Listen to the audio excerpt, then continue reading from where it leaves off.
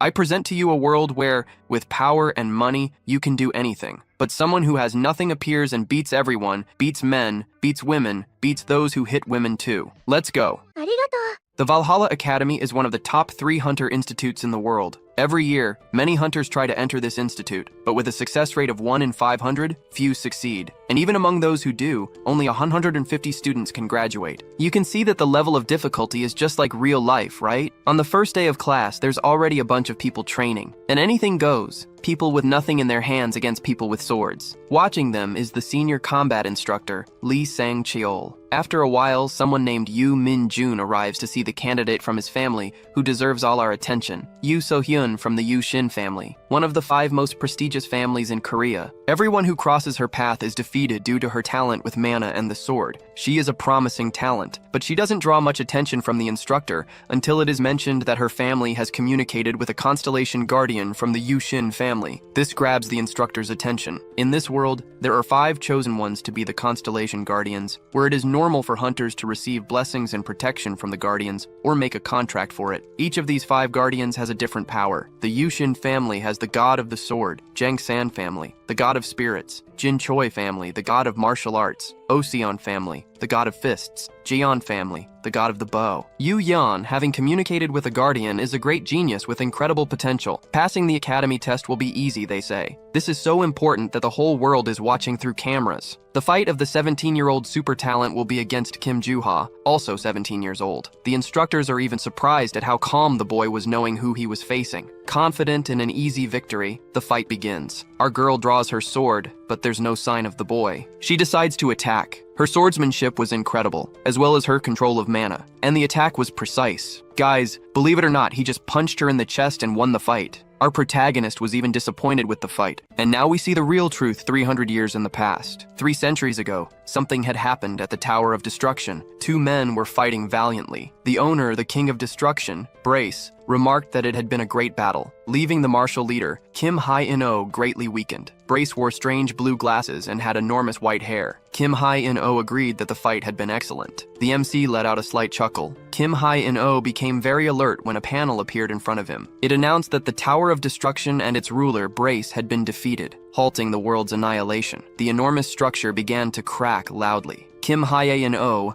realized the building was collapsing after he had defeated his enemy. He groaned in pain, lamenting that this was supposed to be his moment to live in complete peace. Since childhood, he had endured heavy labor as a hunter to survive, and all the money, fame, and life he had dreamed of were crumbling before him. He knew he should have brought his disciples along, but he reconsidered this thought, because that guy had been the strongest opponent he had ever faced, and everyone could have ended up dying right there. He bids farewell to the world with his hand on his wound, and soon begins to degrade right there. Suddenly, the boy opens his eyes. Kim Hae-in-oh had reincarnated into the body of a young man named Kim Joo-hyuk 300 years after the tower's collapse, and the current time of his reincarnation was satisfactory. Even though his physical condition was weak, all his knowledge had remained. He thought that simply adapting to the new body, he could live in peace until the translucent window appeared again, informing him that in 5 years, the Tower of Destruction would reappear, giving him that time to prepare. He was angry because that guy had already been defeated. He thought he should have burned Brace's body but couldn't just stand there regretting it for no reason. In that era, the conditions to conquer the tower should be easier, and this time he was determined to live and enjoy life. Something appeared on the panel, leaving him confused again. It mentioned finding lost weapons and memories in the Valhalla Constellation room on the 3rd underground floor. He realized everything he needed to do at that moment. It would be the 4th day in Valhalla, where the top 10 rankings would be decided. Those who were summoned had to head to the stadium. Kim Joo-hyuk got up excited to go there. All participants had to take their positions. The spectators were quite excited, watching everything. This was the same moment when the senior instructor thought there were too many people compared to last time. He observed everything from above. The newcomer, Kim Joo-hyuk, was ready to battle. The match would begin in 30 seconds, and his opponent was already in front of him. The eldest son of the Osen family, Osi-hyuk, aged 17, was there. He wasn't very good at literature, strategy, or martial arts. However, he had a talent of the others. It was his impressive and strong physique. He could do what others couldn't without mana, and even with little training, he grew significantly stronger. He was born with a top-tier physique that required no effort and was considered a genius for that reason. He stared fearlessly at his opponent with an extremely angry expression. The two were standing in front of each other. Kim Joo-hyuk showed the middle finger and insulted his opponent,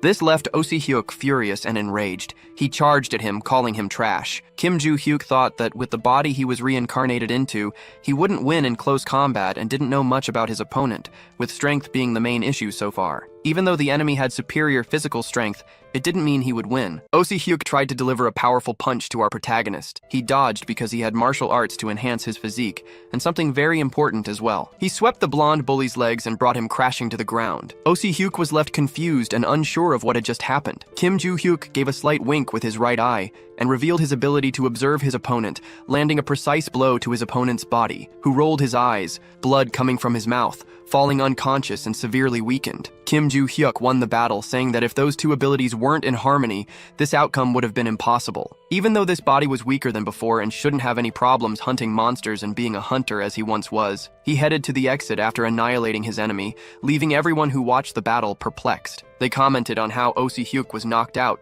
and brought down by such a simple attack. A man in the back thought deeply about all of this in silence. He was the head of the Osen family, the king of fists, Oh Chol-shin, very angry at the opinion of those ignorant enough to call the attack simple. Even though his son had only trained his physique, ignoring martial arts, he should have easily dodged that blow. But this time, it was something he couldn't evade. Stigako let his temper get the better of him and just charged at Kim Joo-hyuk. He had even used magic, which he rarely used, to try and end it quickly. But Kim Joo-hyuk tilted his head slightly to dodge. Since he was certain a strike was accurate, he shifted his entire center of gravity forward, making Oh Si-hyuk fly in despair, surprised by the missed punch. His opponent's hand was extended and open at that moment to counterattack. This meant that Kim Joo-hyuk moved faster than Si-hyuk at maximum speed, proving he already had a plan for the battle, and that alone was already a monstrous talent. Oh Chol-shin, after processing all of this, remained silent and deep in thought. Unfortunately, many people also recognized the value of that rookie, and not all of them were ignorant. Oh Chol-shin thought of the name Kim Joo-hyuk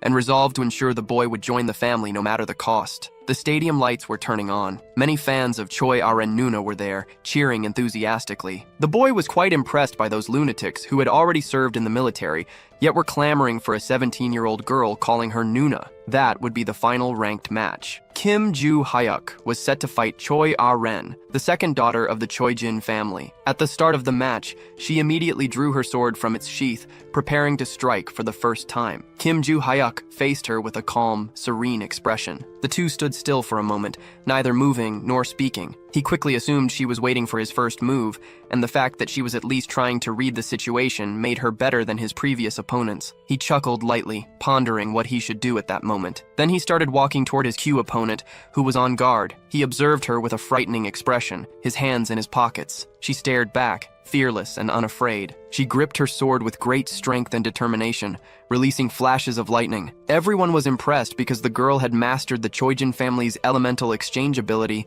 at just 17 years old. She charged at her opponent with all her courage and determination. The boy took a slight step forward, giving her the opportunity to strike. She immediately delivered a blow with her sword, unleashing a torrent of blue lightning with immense power. But she was left baffled because her enemy had disappeared from in front of her so quickly. Suddenly, he remarked that if she revealed her attack's target with her eyes, it would be easy to dodge. He was standing calmly beside her. She was utterly confused by this, and out of nowhere, she was struck directly on her body. Her eyes widened, showing a mix of pain and agony, like she felt relieved to have defended the blow. Kim Joo-hyuk stared at her without saying a word. Choi A-rin quickly grabbed her impressive sword, flying backward with it in her hands. Kim Joo-hyuk was impressed because the girl had managed to block his blow with her sword, which was why he hadn't felt the impact on a human body, but rather on an object. She thought it was incredibly heavy. Suddenly, a fist touched her sword. Choi A-rin stared at her opponent before her, who challenged her to dodge the next attack. Then he unleashed a powerful strike, sending the girl flying far away with a desperate expression.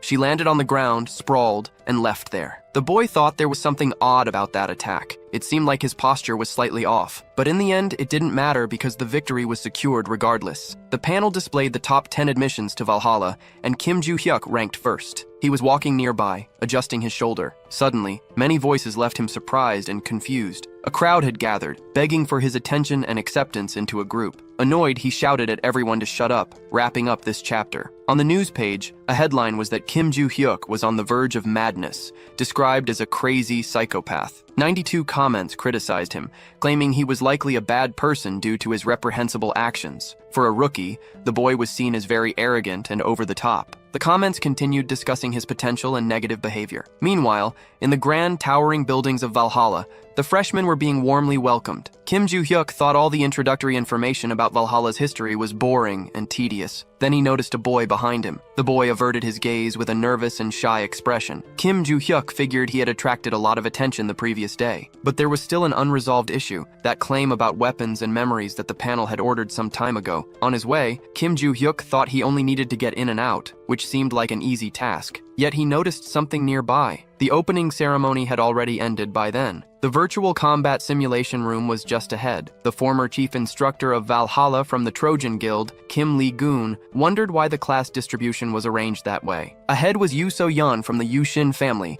and beside her stood Areen from the Trojan clan. In the middle was Oh Si-hyuk from the Osin group. They had said the classes would be distributed randomly, but 3 of the 5 geniuses from the families were in the same room. And there was something else interesting. The guy glanced at Kim Joo-hyuk and noticed that he was also in that class, completely condemning the man's year. He tried to calm himself to assert control over the situation right away. He introduced himself, saying it was a pleasure to meet the young ones, and that he was the person in charge of the class as well as their instructor. First, he pressed a button on the podium he was standing at. All the girls panicked at what happened next. Suddenly, they all appeared in a vast field. Everyone began questioning where they were as they had been in a completely different place seconds ago. Kim Lee-goon grasped the hilt of his sword and thought about showing a bit of bloodlust right there. Suddenly, several demonic beings, hideous and terrifying, appeared filled with rage and wielding various weapons. Everyone began screaming and panicking at the sight of it all. Oh Si-hyuk thought those were orcs and goblins, and there were at least 100 of them. Suddenly, the ugly green monster started moving toward him. One tried to strike him with its sharp clawed hand,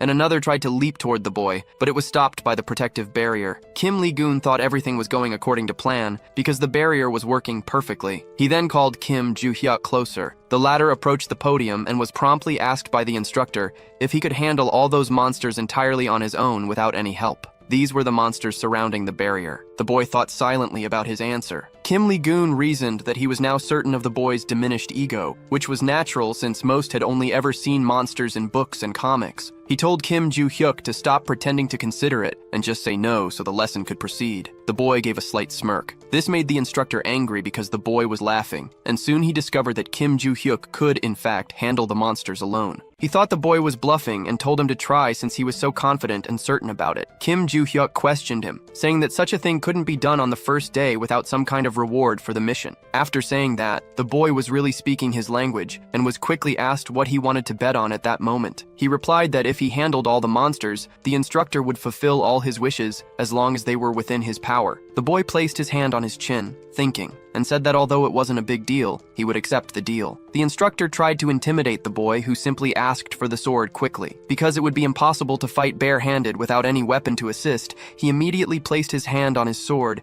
and handed it over for the boy to use. Kim Joo-hyuk observed the weapon with a delighted and excited expression. He placed it on his back, looking at the enormous challenge ahead. The instructor watched everything with a downcast expression. All the young people were also watching, thoroughly entertained. Kim Joo-hyuk firmly gripped the weapon and began to fight bravely and fiercely against the monstrous beings, concluding this chapter in a furious and angry expression, continuing to bravely eliminate all his opponents. One of them tried to strike him cowardly from behind, but the boy quickly gripped his weapon firmly and blocked the potential strike without a moment's hesitation. He thought he wasn't doing too badly, considering it had been 300 years since his last action with the blade. Back then, due to the monsters, humans couldn't fulfill their roles and all types of weapons were used to kill them, but even so, the sword remained a very familiar tool. He attentively observed 2 things as he had noticed something strange. There was a monster trying to attack him mercilessly and cowardly from behind. Kim Joo-hyuk quickly dodged the cowardly strike, and everything was just as he had imagined, following a very simple pattern. It was just a very well-made NPC monster simulation. Everyone inside the capsule watched him, thoroughly impressed. Kim Lee-goon thought it was impossible as he had only lent the boy a mere, almost useless sword. It had no magical power or fast fencing capabilities,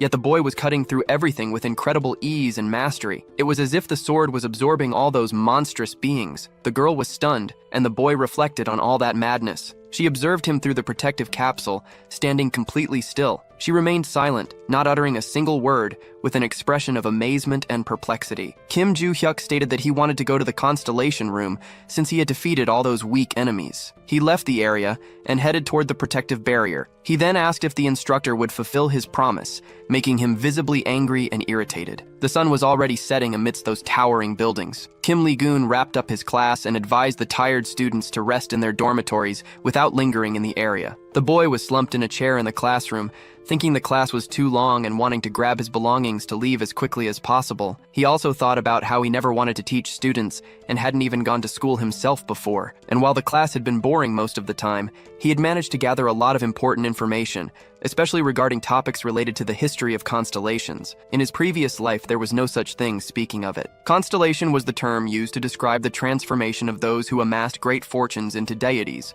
often connected with hunters. Valhalla in Korea was the third largest academy in the world, containing various constellation relics. Kim Joo-hyuk thought that everything about slaying monsters and swordsmanship seemed useless, and that he should head to the dormitory to focus on practicing martial arts, as his body was quite weak. But suddenly, he noticed something unusual. It was the white-haired girl approaching from behind. Meanwhile, in the professor's office, a man sipping coffee commented that his friend had been through a lot. Kim Lee-gun admitted that, to be honest, it was more embarrassing than truly painful, and questioned whether that boy was really a high school student to Lee Sang-cheol, who was astonished to learn that the boy had killed 120 monsters in the simulation room without having ever seen one in real life. What Kim Lee-gun was saying was absolutely true. From what the senior instructor observed, Kim Joo-hyuk seemed ordinary, but carried something in his past. Kim Lee-gun was impressed to discover that the boy was an orphan from a small orphanage in a highly dangerous area. And by no means was he lying, as Lee Sang-cheol had conducted his own research on the matter. Furthermore, a fraud wouldn't attempt to enter Valhalla by causing a scene at the opening ceremony. Lee Sang-cheol asked if the boy had requested to enter the Constellation room, receiving an affirmative response from Kim Lee-gun. The senior instructor said he would let the boy go to the first floor of the basement, according to the director's instructions, making his friend very grateful for it. And since he had brought him there, he should take responsibility. Besides, he didn't know much about the completely restricted area on the 5th floor, but there should be no problem with a quick visit to the first. Kim Lee-gun expressed concern about what might happen in the next year, leaving his friend confused. His class had 3 students from the 5 families, and it wasn't easy to manage even one of them, which the senior instructor fully understood. He didn't try to comfort him, but mentioned there was an exchange student from the Ventric family in another class, leaving him quite surprised. Rockdale Ventric belonged to the Direct Ventric group. Kim Lee-gun had heard that the boy had been expelled from the British Academy for causing trouble. He took a deep breath, still somewhat worried, and said that after hearing that he felt his situation was better than the neighboring class. Kim Joo-hyuk looked at the girl with a dubious expression. She also stared back at him without saying a word. He broke the silence, asking what had happened. The girl asked him to teach her all those swordsmanship techniques concluding this chapter. Kim Joo-hyuk didn't quite understand all of it. The girl was very eager to learn the swordsmanship he had demonstrated earlier, but he responded negatively, and she questioned his decision. He replied that it was simply because he didn't want to teach, and since the girl had nothing more to say, he would leave. She looked into his eyes and asked, "Please." He answered again that he simply didn't want to teach her. Insulting her, he called her deaf and told her to stop following him immediately because Kim Joo-hyuk had no intention of teaching her. He walked away from the spot immediately, leaving the girl there alone, looking sad and disappointed. The next day, in the grand buildings of Valhalla, Kim Joo-hyuk was sitting in his classroom chair, very quiet and deep in thought at that moment. He looks at his hands and realizes his body was better than he thought. Yet he couldn't do much since he had no magical power, and it was hard to control his mana. This problem could be resolved if he found that thing, and for that, he would prepare a little magic. Suddenly, someone approached him speaking. It was a blonde show-off bully. He was Rockdale Ventric, accompanied by his assistant, Yuria de Felix. He walked over to Kim Joo-hyuk's desk. Kim immediately asked for his identity. Rockdale Ventric thought the boy was uneducated since he didn't know his family. He quickly introduced himself and said he didn't want to waste time. He asked if Kim Joo-hyuk was interested in becoming strong. He invited him to join the main Ventric family. In most families, the affiliated lineages had more difficulty gaining power and wealth compared to the main branch. However, the Ventric family had a beak mask, a constellation guardian, making it different from others. Typically, an S-class soldier or higher would protect the organization, directly selecting a star member and granting them power and protection. But for the Ventric family, they chose to sign an agreement with a non-constellation individual to avoid contractual misunderstandings. Due to this unique decision, the organization held significant power in Europe, and joining it would grant immense influence. With this authority, Rockdale Ventric, supported by his family, had become excessively arrogant. Something had happened not too long ago. Due to an incident at the British Academy, he had been expelled, but he wouldn't cry over spilled milk. At the door of that place, alongside his assistant, he declared he always got what he wanted. And even though he had been expelled before, being from the Ventric family meant they would always find a way to put him back on track. After all, that person would enjoy it too much. Returning to the present, he tried to talk to Kim Joo-hyuk. He thought he could have the boy, who had been the center of attention at the entrance ceremony, on his side. So he offered the boy a proposal to take him to the Ventric family's Constellation if he accepted, but he was arrogantly declined. He stood there, stunned and not knowing what to do at that moment. His assistant also made a strange face. He became furious, but Kim Joo-hyuk wasn't naive and realized he wasn't truly interested and had just won to Rockdale Ventric angrily called the boy a rude, disgusting brat. Suddenly, an authority figure arrived, ordering everyone back to their seats and calling out the show-off. This made him even angrier because the man addressed him by his full name. The man was the senior instructor, Lee Sang-cheol. He emphasized Valhalla's rules, reminding everyone that this wasn't the academy. The show-off thought about that man, knowing he was a combat instructor. He gritted his teeth in rage and fury, returning to his seat quietly with his servant. He declared he would encounter Kim Joo-hyuk again someday. Kim watched everything with his red eyes without saying a single word. Later that day, a school ended. Kim Joo-hyuk thought about how he hadn't learned anything related to the Constellation Hall during the lessons and had instead gotten involved with an idiot that morning. He pondered many things about the guild scouts, students, and instructors who wanted to recruit him despite his criticism of them. Once again, someone approached him from behind. It was the persistent girl asking him to teach her fencing again. He became annoyed, realizing it still wasn't enough for her either. Back in the Grand Valhalla dormitory, in the highest class hall inside, someone was seething with anger, smashing chandeliers with uncontrollable fury. It was the annoying and arrogant Rockdale Ventric. He was infuriated by the orphaned Kim Joo-hyuk, who had humiliated him. He demanded that Yuria immediately call Dazara, as he needed someone to deal with a certain person, ending the chapter. Rockdale Ventric continued to simmer with rage. He once again called his poor assistant by name. She stayed quiet and still as he spoke. He grabbed her hair forcefully and demanding she respond immediately. He then asked if she still believed herself to be the eldest daughter of the palace family. He threatened to throw the poor girl out of the group, prompting her to beg him out too. He swiftly threw her to the ground with all his strength. Once more, he ordered her to call Dazara as there was someone for him to deal with. It also instructed her to inform a second-year member of the Rise family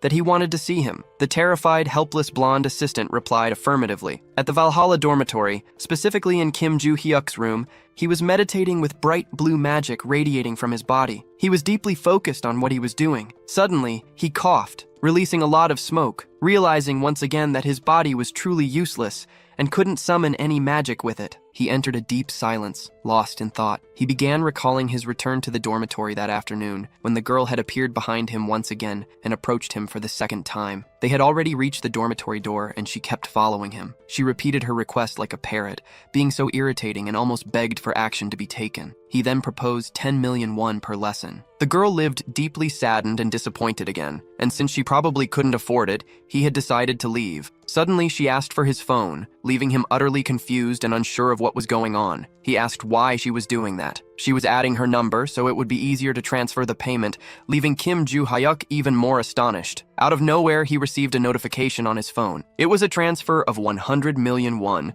and now he was supposed to teach her his impressive and masterful techniques. He said he wouldn't do it and would decline the transaction. Returning to the present, he reflected on how shocked he had been earlier. How could a high school student have 100 million won? If he were to teach her, he wouldn't have to reveal all of his secrets, but the sheer amount of money was overwhelming. He figured he could use it for what he needed, so it didn't matter, even if his mana was as limited as a beggar's. He stood up, ready for his mission, taking his first steps toward victory. He was going to find the secret vault at that moment, even amidst complete darkness. He walked through dense vegetation. He thought about how he had checked beforehand, but most vaults hidden 300 years ago had been destroyed. According to his research, only 4 might remain, and it was likely that just 3 were left. One thing was certain, they would be in the Valhalla Mountains, and he would search without giving up. He began to channel all of his blue magic. The vault's location could be determined by sensing the marble, which responded to his abilities and could be detected even with minimal effort. A bright circle appeared on the ground. Finally, Kim Joo-hyuk had found something. He approached the glowing neon blue circle and started digging with his iron shovel, once again realizing how weak his body was. He thought that if he had known about this hardship, he would have buried it in a shallower, more accessible place. And if it weren't for the Tower of Destruction 300 years ago, there would have been no need for any of this. The world had been on the brink of destruction, and there was no safe place for his riches, so he had built great vaults and stored everything there. With great faith, he believed the contents inside would be safe and intact, as sun was already rising over the towering buildings of Valhalla. And at last, Kim Joo-hyuk found what he was searching for, the long-sought vaults of treasure. The location of the lock was a mystery, but he quickly found it. A regular key wouldn't fit in that lock, so he crafted a line of magic, shaping it into a special key. It fit perfectly into the keyhole, and he celebrated his achievement. The door began to open slowly, using all the strength he had in his frail body. At last, he managed to enter the vault, landing on his feet in front of countless golden treasures. With a wide smile of joy and excitement, he even asked how his riches were doing, concluding this chapter. He stared silently at all that money with a thoughtful expression. Now that he didn't have to worry about money, he could search for what he needed in peace. Suddenly, he was startled by something he saw. The storage stones were right before him. To maintain the vaults, he had imbued them with a bit of magic, and the day to use them had finally arrived. He picked up a magic stone in his hand. It began to emit a bright blue light. This was expected of a storage stone, as its magical power should overflow in exactly that way. He stopped extracting the magic and said he would first take care of the remaining storage stones, deciding to transport the lighter jewels before the heavy gold bars. The day was beautiful in Valhalla. Kim Joo-hyuk was once again sleeping in his chair like a zombie. He thought he must be a cursed lunatic for planning to build a vault in the future, as his muscles were already aching just from dating a little. Suddenly, the girl appeared in front of him again, asking him to teach her swordsmanship techniques. It really seemed like she wasn't going to let it go. He reasoned based on his information why she had chosen him to teach her swordsmanship, and soon asked Erin Choi about her persistence, since she could learn everything from her family. She replied that she had never seen anyone handle a sword better than Kim Joo-hyuk. He then questioned her about her father, as he was the head of the Trojan family, and probably better with a sword than him. Just as she was about to talk about her father, the instructor called Kim Joo-hyuk to the teacher's lounge,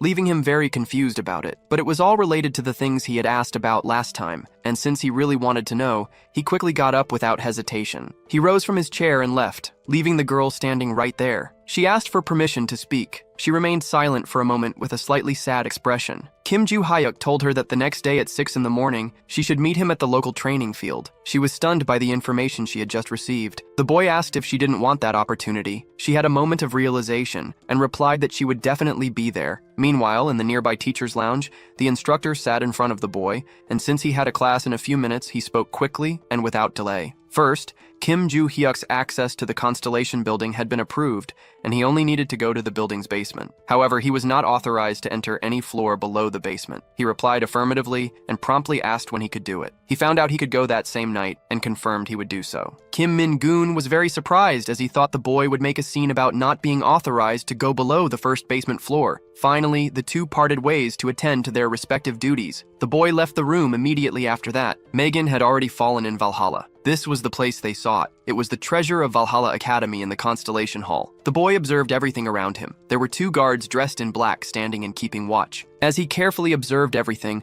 one of them was speaking into a radio with someone. Kim Joo-hyuk remarked that the security was stronger compared to the main gate and was told that this demonstrated the importance of the Constellation building. He thought not only about the guards, but also about the exterior walls. They were covered with all kinds of magic, completely surrounded except for the entrance. Kim Joo-hyuk wanted to ask his professor for clarification. He then questioned how someone could descend to the second basement floor and whether it would be illegal. Kim Lim-goon quickly replied that it wouldn't make someone a criminal, but would get them expelled from there. Moreover, they'd go insane before leaving the school, leaving the boy slightly confused about it. Kim Lim-goon then explained that on the second floor, the magical power of the constellations flowed without restriction, and anyone who touched the magic would have their mind shattered. The boy quickly grasped the situation. Meanwhile, the instructor wondered why the boy had asked about this before entering the building, as it seemed like he truly wanted to go down there. But he soon dismissed the thought, reasoning that the top entry candidate wouldn't do such a thing since staying at the academy was much better. Kim Lim-goon informed him that he had only 30 minutes. The boy replied affirmatively, saying he'd be back soon. Suddenly, the panel appeared, displaying and ordering the same things as before. He observed it carefully right there. Kim Joo-hyuk didn't care about being expelled since he had come to Valhalla solely because of that place, and he had to go to the third basement first. He wondered why there were so many endless stairs in that building. As he descended them quickly, suddenly he saw something ahead of him. That place looked like a massive prison. He was sure the Constellation Hall was on the first basement floor. All of it didn't seem that important, leaving him uncertain about going deeper. Suddenly, the panel appeared again, informing him that the requirements were met and that he was being transported to the hall, leaving him uncertain about what was happening and where this place might be. Suddenly, he began disappearing from there along with the panel. Someone possibly familiar greeted him in the new location. It was the infamous enemy, Brace. He looked at Brace, utterly surprised and wearing a terrified expression. Brace remarked that after 300 years, this was their reunion. Suddenly, in the middle of his speech, he received a strong punch to the face. Kim Joo-hyuk had delivered a direct blow to his enemy, and he was quite pleased to see that cursed figure. Brace asked his enemy to calm down, but he received another punch to the face. He tried to pacify the situation for a proper conversation, but yet again he was struck because Kim Joo-hyuk only wanted his death. All his attempts to stop the fight were useless. He was already on the ground, weakened and defenseless, and Kim Joo-hyuk was growing tired of fighting. He then remarked that he wasn't the kind of person who used fists, but this case was different because Brace had destroyed his future. On top of that, Brace had ruined his wealth, honor, and all the time he had invested in his disciples. Brace then asked if Kim Joo-hyuk wasn't curious to know what kind of place this was. Kim Joo-hyuk admitted he was curious because there didn't seem to be anything peculiar about it. Brace explained that this was an imaginary world, a space within a relic, leaving Kim Joo-hyuk enthused. What Kim Joo-hyuk was seeing, according to Brace, was purely imagination because his body had ceased to exist 300 years ago. He wanted to say that he had always been within that relic. The boy was deeply shocked as this revealed something significant. Brace gave a slight smirk at that moment and declared that he had become a constellation, leaving Kim Joo-hyuk speechless for a moment. Then, in anger, he delivered another strong punch to Brace's face. Meanwhile, outside the building, Kim Lim-doon had been waiting for the boy for quite some time. Suddenly, something appeared before him. It was Kim Joo-hyuk being searched by the local guards. Lim-doon questioned if the boy had done anything strange, but Kim Joo-hyuk said he had only looked around. He added that he hadn't gone any deeper because he didn't want to lose his head. The instructor then ordered him to go home, and Kim Joo-hyuk agreed. He soon left the place. On his way back to the dormitory, he recalled a reunion with his terrible enemy from the past. He didn't care that Brace had become a constellation. He only wanted an answer. About what that transparent notification panel was, Brace claimed to know nothing about it and immediately received another punch to the face because Kim Joo-hyuk wasn't joking around. Brace explained that after being killed, he had been trapped in that thing for 300 years without any power. Kim Joo-hyuk calmed down after hearing this, opening his hand, discovering that Brace had also received that same notification. The information stated that Brace was to contact the reincarnated Kim Joo-hyuk to retrieve his memories, and because of that, a suspicious figure had emerged, making him question the reason for becoming the owner of the Tower of Destruction. Kim Joo-hyuk was shocked and uncertain about who this man was and what he was doing. Brace then admitted he didn't know, as part of his memory was missing and wouldn't return all at once. He then asked what Kim Joo-hyuk's notification said. Kim Joo-hyuk explained that the notifications instructed him to find a weapon and memories, but he couldn't read the lower part as it was censored by some symbols. He also didn't recall losing memories because he still remembered the Brace suggested that perhaps not everything had come to his mind yet, since he had already found the weapon, and the rest would come naturally. Kim Joo-hyuk was puzzled about the weapon. Brace explained that this space was the realm of the 4 village swords, which had become sacred relics, and that he had become a constellation because he had used one of them. Kim Joo-hyuk called him a curse, being once again filled with rage. Back in the present moment, Kim Joo-hyuk reflected on how his village sword had become a relic and housed a constellation, leaving him deeply confused. He wanted to destroy everything and leave it behind, but there was one issue. Kim Joo-hyuk grasped a blue magical sword with his hand. He began thinking about Brace, who had once been called the King of Destruction, and how the new mission on the panel was only achievable with the village weapon. Suddenly someone arrived, asking for his identification. They were a group of bullies and show-offs. The leader of the group was the eldest son of the Sunrise family, Lyric Sunrise, who said the seniors were away on a trip and demanded the introduce himself. Kim Joo-hyuk wondered what kind of senior and bully accepts freshmen. The show-offs commented on the boy's behavior and his lack of manners for not saying hello. One of them said he wanted to beat the boy up and receive the leader's approval. He approached Kim Joo-hyuk, holding something in his hand, but as he started talking about the differences between first and second years, he took a massive kick straight to the chest. Kim Joo-hyuk told the thugs to come at him and stop talking so much, ending the chapter. The short-haired show-off groaned in pain and agony from the kick he had taken. Kim Joo-hyuk leaped, preparing another precise strike, and delivered another blow, this time to his talkative enemy's face. The boy flew far, utterly destroyed and severely battered. He landed on his backside, causing a loud thud in the area. Finally, he hit a wall, stopping abruptly. The blonde boy thought Kim Joo-hyuk was insane and reckless. His eyes widened as he stared at him in fear. He noticed that the boy, who moments ago had no weapon, now wielded a sword. Kim Joo-hyuk commented that the perfect grip felt incredible, something he hadn't experienced in a long time. He quickly ordered the thugs to attack because if they delayed, they'd be crushed. 3 hours earlier, Rockdale Ventrick told the blonde boy he only needed to do something very simple. It was just to deal with one weak, useless student. And in return, a reward benefiting the Sunrise family would be given immediately. He provided the identification of the first-year student he wanted targeted. It didn't matter if the boy used weapons, as the mess would be easily cleaned up regardless. Finally, he asked if the boy would accept the blonde boy said he understood everything and accepted it. He left, slamming the door hard and quickly without hesitation. Thinking that the boy's first-place rank didn't matter because he was a first-year novice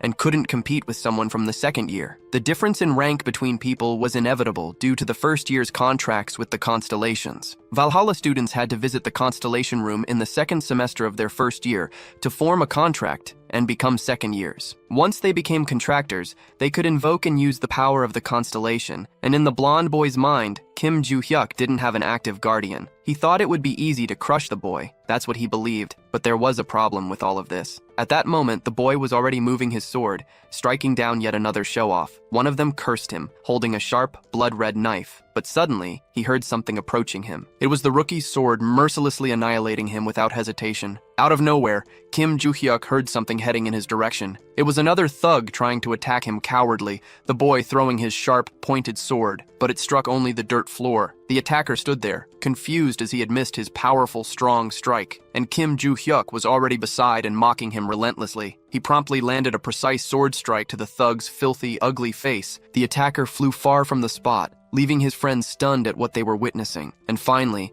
after flying through the air, he landed headfirst on the ground brutally and harshly. The blonde boy was shocked as the rookie was taking down the second years one by one without even breaking a sweat. Before becoming contractors, second years should have better skills than first years, but these had proven to be useless and weak. The blonde boy wondered about the strange, unprecedented swordsmanship technique. It seemed like the boy was just moving around with moderate strength, but those hit could barely stand. Kim Joo-hyuk then faced the remaining opponents and said he would crush anyone wasting time during the fight. The blonde boy thought everyone there was deciding whether to attack or run away immediately. He told his team not to be afraid because the boy was just a weak, useless rookie. Kim Joo-hyuk remarked that the bully leader had a lot of nerve. This comment made the blonde boy furious and enraged, and he charged at him without hesitation. But suddenly, he felt something touch him. It was Kim Joo-hyuk's sharp sword striking his body. He mocked him for standing still even knowing he would be hit, and finally delivered a strong and precise blow to his opponent. Using all the strength he had in his body, the blonde boy wondered when the rookie had managed to get so close,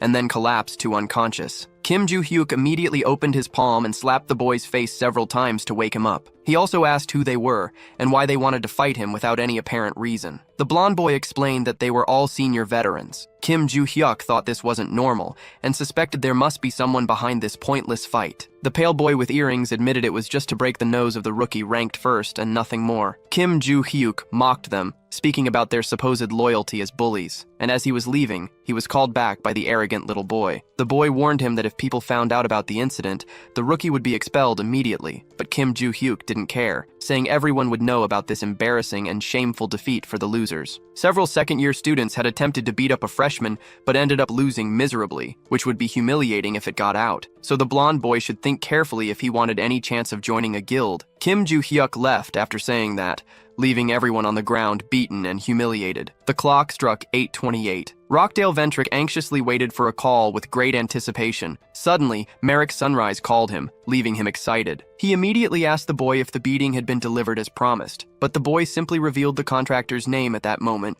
and informed him that he was withdrawing from the job and relinquishing the responsibility, ending this chapter. The chapter begins with Rockdale Ventrick being stunned by the boy's words. The blonde boy advised him to stay away from anything related to Kim Joo-hyuk from now on. He reflected on what had gone wrong with that cursed boy because just hours ago he had been confident. He suggested filing a report with the administration, because if there were any visible bruises left, there would likely be enough evidence to proceed. If the blonde boy did what Rockdale Ventrick requested, he would be rewarded and sponsored by the family. But the boy thought that even with sponsorship from such a powerful group, they wouldn't be able to recover their lost honor. He then hung up on Rockdale Ventrick, leaving him furious and enraged. He cursed the boy and smashed his phone to the ground. His assistant simply watched the scene, standing still and silent. He then called for Yuria, who responded affirmatively. She had already carried out Rockdale Ventrick's orders, but since Desira was far away, it would take a long time for him to arrive. This made him even angrier because the boy was so distant. Meanwhile, in the beautiful country of Mexico, more specifically at the Aripia Academy, several boys lay sprawled on the ground. A brute was looking at his high-tech phone amidst all the chaos. He was the fearsome Desira Ventrick and noticed that his brother wanted him to go to Korea because he would have to deal with someone named Kim Ju Hyuk,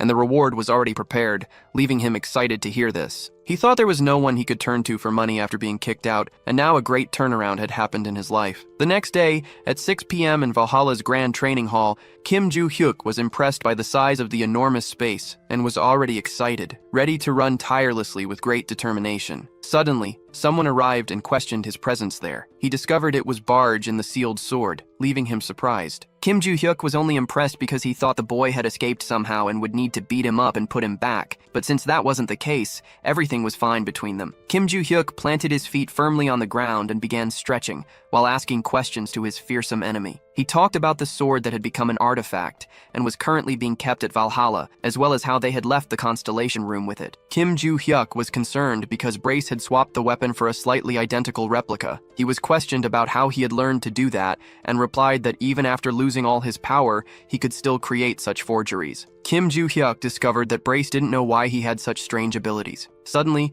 the gray-haired girl arrived at the scene. While Kim Ju Hyuk was still stretching his body, he was surprised by the girl's presence. She then asked about the swordsmanship lessons, but the boy wasn't going to teach her at that moment. Instead, they would start by improving her stamina. The cute girl looked very confused upon hearing this. Still, she was determined to learn, willing to do whatever was necessary. Kim Ju Hyuk had told her to start stretching immediately, and she responded affirmatively. Although it was basic, the girl needed to improve her stamina to better absorb mana and control it more easily. The current training method was quite strange since it prioritized one thing over another equally important aspect. Koi Aran, despite possessing a lot of mana, only had the stamina of a student wielding a simple sword. She informed him that she had finished stretching. Kim Ju Hyuk immediately said they would begin real training at that very moment. The two then started doing a lot of push-ups, and they also did squats of great determination. Additionally, they performed upper body exercises. Koi Aran ended up utterly exhausted, collapsed on the ground, physically destroyed, and gasping for air, but she was astonished to learn that this was just the beginning of the crazy and intense preparation. Kim Ju Hyuk told her to stop being lazy and get up immediately because they still had to run 20 long kilometers around the area. Meanwhile, in Valhalla's first year, Class A,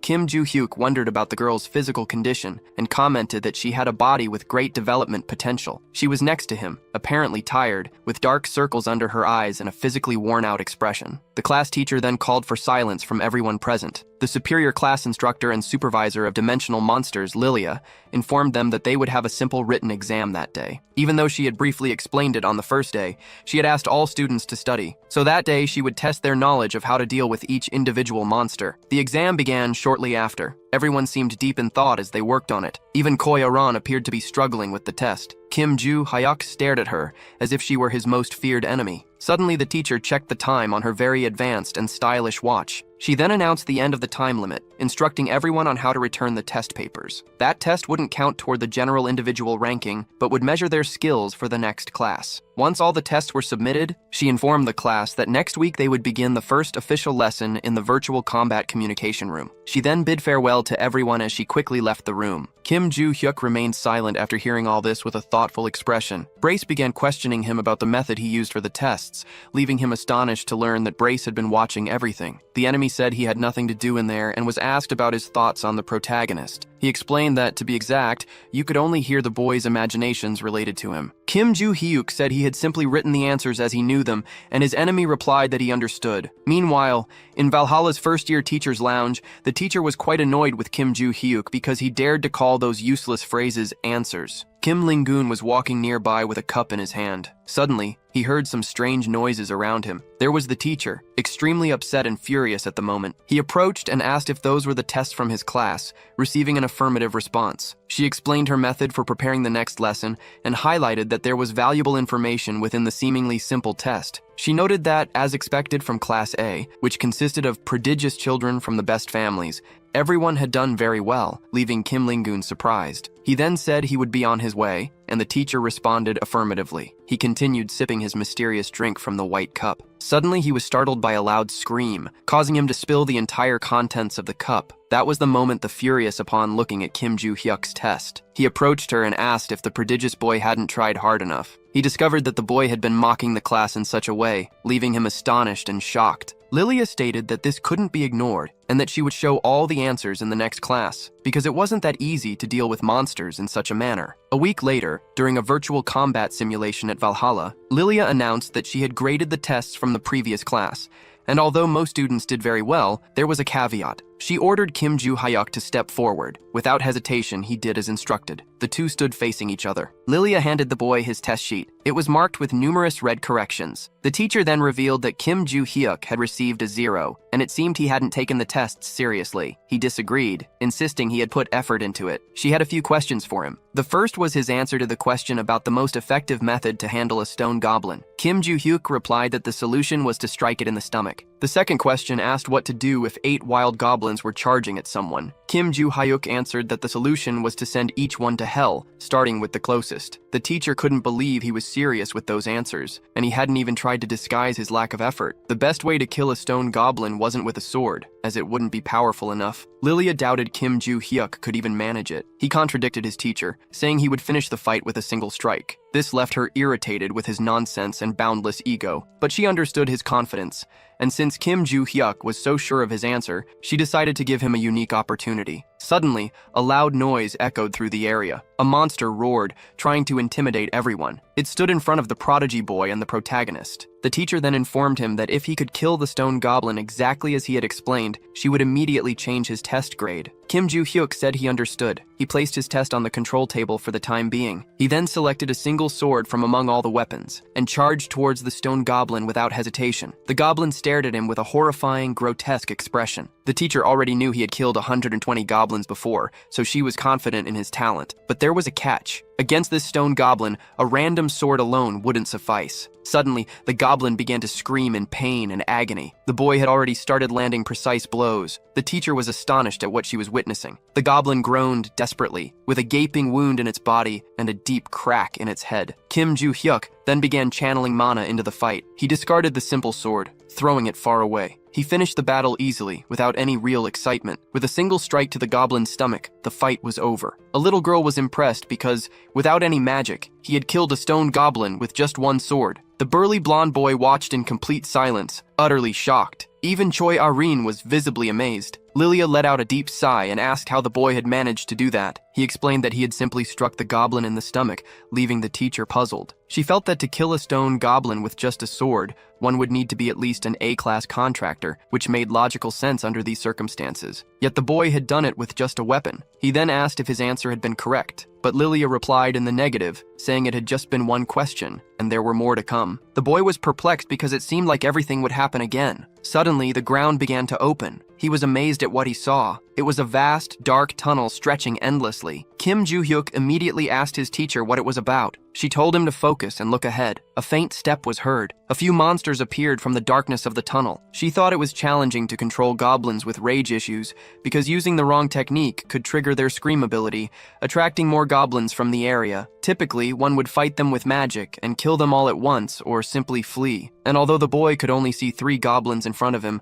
5 more would appear with every mistake he made. Even if he could use his sword, it would be difficult, and Lilia had heard that his speed with it was quite slow. He then began his series of strikes, hitting the enemy squarely in the forehead, making the others furious and enraged. The green goblin remained alert during the battle, but was soon struck in its cursed mouth and fell brutally to its knees. The teacher was impressed by all of it while the boy boasted, because he had also answered the second question correctly. On another day at the training center in Valhalla, Kim Joo-hyuk and Choi Arin were training on the treadmill, running at an incredibly fast pace. The running numbers were off the charts. Soon, the gray-haired girl collapsed to the ground, utterly exhausted. Once again, she was gasping for air. Kim Joo-hyuk looked at her without saying a single word, with an almost amused expression. He then asked if she didn't train in her clan, as she was struggling with such a simple exercise. She replied that she didn't push herself in that way. He retorted by asking how Choi Ah-rin would fight against those strong and horrifying monsters. She responded once again, saying she could use her magical power by borrowing strength from the constellations. Kim Joo-hyuk thought everything was as expected, since instead of training their own stamina, they focused on magical power because they relied on the constellations. By not improving their physical abilities, it was fine as long as they trained enough to borrow power from a constellation, but the risks were immense. There was a chance of being caught in the middle of a labyrinth or dungeon with a magic restricting spell. Additionally, their mana could be completely depleted after prolonged battles, not to mention that constellation members might refuse to lend their power. After thinking about all this, Kim Joo-hyuk called the cute girl. He asked if she thought those stamina exercises were worth anything to her. Choi Ah-rin immediately answered affirmatively because he had told her he would teach her swordsmanship if she did them. He was stunned by that kind of response because it was basically the reason he had her do it. She was quite confused upon hearing all of this, but they brushed it off and wrapped up the day's training as they needed to head to the academy soon. She didn't understand why he wasn't going. Kim Joo-hyuk explained that he was going to do one more set of physical exercises. He asked if she wanted to join in too, but he reconsidered and dropped the question. Choi Ah-rin quickly bid farewell and left the place, leaving Kim Joo-hyuk alone, holding a giant weight. Brace immediately asked if Choi Ah-rin was the girl's real name, to which his enemy replied affirmatively. The villain was astonished that she had endured the training without even complaining. Kim Joo-hyuk explained that he had only decided to train her in swordsmanship because she had pestered him so much. He also responded to another of Brace's questions, saying he had never revealed the truth to her, but he suspected she already knew. Both of them found it interesting that the girl had grasped his strength just by observing, which was why Kim Joo-hyuk would teach her some skills. Suddenly, the boy heard something around him. It was a muscular man bench pressing right there, with enormous heavy weights. The guy was drenched in sweat and groaning from the effort. Out of nowhere, he also noticed Kim Joo-hyuk's presence. The two stared at each other briefly, without saying a word. Kim Joo-hyuk then asked how long the man had been there. The man explained that he had been around since the beginning, as it was customary for him to train after class. He quickly excused himself and left the area. Kim Joo-hyuk began contemplating the martial skeletal structure and skills of Si-hyuk-ho. Brace immediately questioned why the boy was interested in that muscular man. He explained that Si-hyuk was destined to be smarter than those who only train in magical power. Kim Joo-hyuk asked Brace what those cursed constellations did, to which Brace replied that he wasn't entirely sure. The boy mocked his enemy for only being able to say that. Brace explained that even as a constellation himself, he had been isolated there for 300 years, knowing nothing about the others. He also mentioned that Kim Joo-hyuk could probably learn more about them if he completed the new mission in the Systems tab. This left Kim Joo-hyuk deep in thought about the subject. The panel suddenly appeared with some information and precautions to be taken. It mentioned the center of the Great Valhalla Forest, home to Madagascar, leaving the boy pensive. It was a place he had heard about in class, and was the final survival location they had visited during the first semester. He thought that if it weren't for that cursed mission, he would just leave after recovering his belongings, but it seemed like he needed to be stealthy for now. Brace immediately questioned the boy's thoughts, which he quickly justified by recalling the fight that had happened, and said that if he hadn't done what he did, his head would have been crushed, just like Brace's had been. Kim Joo-hyuk also thought that, in any case, until he completed the mission, he couldn't leave, so the secrets of reincarnation would reveal themselves automatically. Meanwhile, in the United Kingdom and London, more specifically at the Ventric Mansion, the place had many old-fashioned details, with eerie paintings covering all the walls. An enormous table with a man and a woman seated at it came into view. The woman immediately began her inquiries. She was Adelia Ventric, the vice head of the household, demanding to know what had happened. The man reported that the labyrinth near Reading had been solved. Adelia congratulated him on this and asked if there was anything else to report at the moment. He mentioned that he was considering recruiting a few competent men he had encountered along the way, particularly a survivor from the robber clan. The leader questioned him further, to which he replied that the man was very strong and the others were A-class contractors. Adelia agreed to grant them the Ventric's blessing, instructing him to conduct capability tests for them, to which the man affirmed. She then asked again if that was all for the day. Suddenly she learned that the man had a report regarding Rockdill Ventric. He mentioned hearing about a recent incident. He informed her that Desira had been summoned to South Korea. This left Adelia furious, her expression filled with rage. Desira Ventric was the black sheep of his family, the worst delinquent to exist. He had committed numerous heinous acts using the family's name, including killing 5 people at the British Academy at the age of 19, simply because of an argument. At 20, he was completely disowned by the Ventric family. Adelia reflected on how he had been hiding for many years and was now going to meet Rockdill. She then ordered surveillance to be placed under Rockdill's name, to which she received a firm affirmation. The man was also instructed to inform the arrogant young boy, because if he was caught doing anything suspicious, you would be removed from the family immediately. The man affirmed this once again, saying the report was complete, and excused himself promptly, leaving Adelia alone in the enormous room. She remained silent, her expression contemplative, thinking about all those cursed fools using powers they didn't earn through merit. That ability was something beyond normal. On her chair, the words, "All for one and everything is only for one person" were inscribed. In the end, all abilities were meant for her. Lost in thought, she sought confirmation from something. It was the eerie painting of the guardian constellation on the wall. Back in the classroom at Valhalla, the professor was discussing the formation of the word malefactor. In modern society, this noun was primarily used to describe someone who used the powers of constellations for evil. Malefactors operated both alone and in groups. Among these organizations, the most notorious was the group Onagad. Kim Joo-hyuk thought that while exercising made him feel stronger,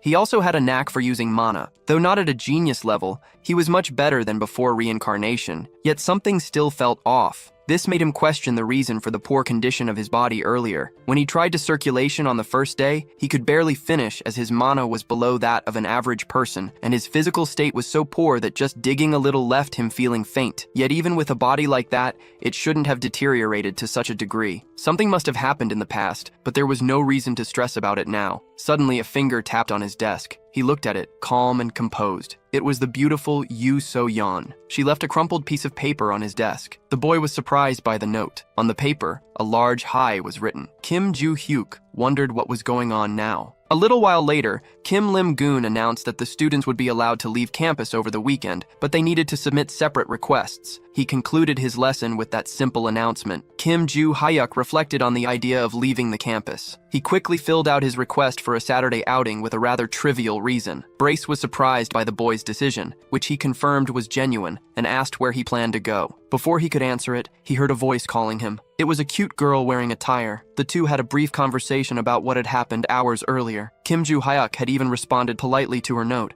but she hadn't replied. He then urged her to speak quickly, as he needed to submit something and was quite busy. The little girl stumbles over her shy words. She can't form a single sentence without interrupting herself. Kim Joo-hyuk grows frustrated, calling her crazy and telling her to just nod. She becomes very angry at being insulted like that. She questions his comment, but is quickly retorted, being told that making someone angry for no reason was normal for her. He then asks again what she really wanted. She recalls a moment in time when she had been observing something. It was Kim Joo-hyuk's fight with that horrifying and ugly stone goblin. She had been impressed by that battle, especially because the boy had used only a sword without any magic. It was entirely different from what the books described. She only wanted to ask him how he had killed that ugly stone monster, but her pride hurt too much to allow it. Finally, she sighs and musters the courage to ask him. Just as she is about to speak, the teacher arrives and asks the very same question she had been about to ask. The gray-haired, bespectacled woman seemed very excited to learn the boy's tricks. Kim Joo-hyuk simply wondered where that crazy woman had suddenly appeared from. He quickly asked why she was intruding out of nowhere, as he thought she disliked him, leaving her confused. He then rephrased his words, asking if she didn't like him because he had embarrassed her. The teacher promptly replied that she didn't care about that, and had believed there was only one way to kill monsters, but the boy had shown her otherwise. She wanted to know everything immediately. She asked him if he wanted to be her assistant, to which he replied negatively, explaining that he needed to submit his departure form right away. That crazy woman tried to convince him in every possible way, with little success, and the two ended up leaving the cute little girl alone there. She then reflected on all the teacher's comments, feeling very confused. Taking a deep breath, she calmed herself and decided to let it all go, thinking she didn't need that humiliation. The next day, Kim Joo-hyuk was amazed by something in front of him. The enormous market was revealed, ending the chapter. Already in the immense dormitory of Valhalla, Kim Joo-hyuk sits in front of his gaming computer. Grace asks his host what he was searching for on his phone, receiving the reply that it was just information about the next day's location. The protagonist wanted to find a place where he could sell the treasure found in the vault, and that seemed like a decent spot. If the enemy had understood everything, then he had indeed found it. There was a virtual marketplace that existed on his phone. Based on some information,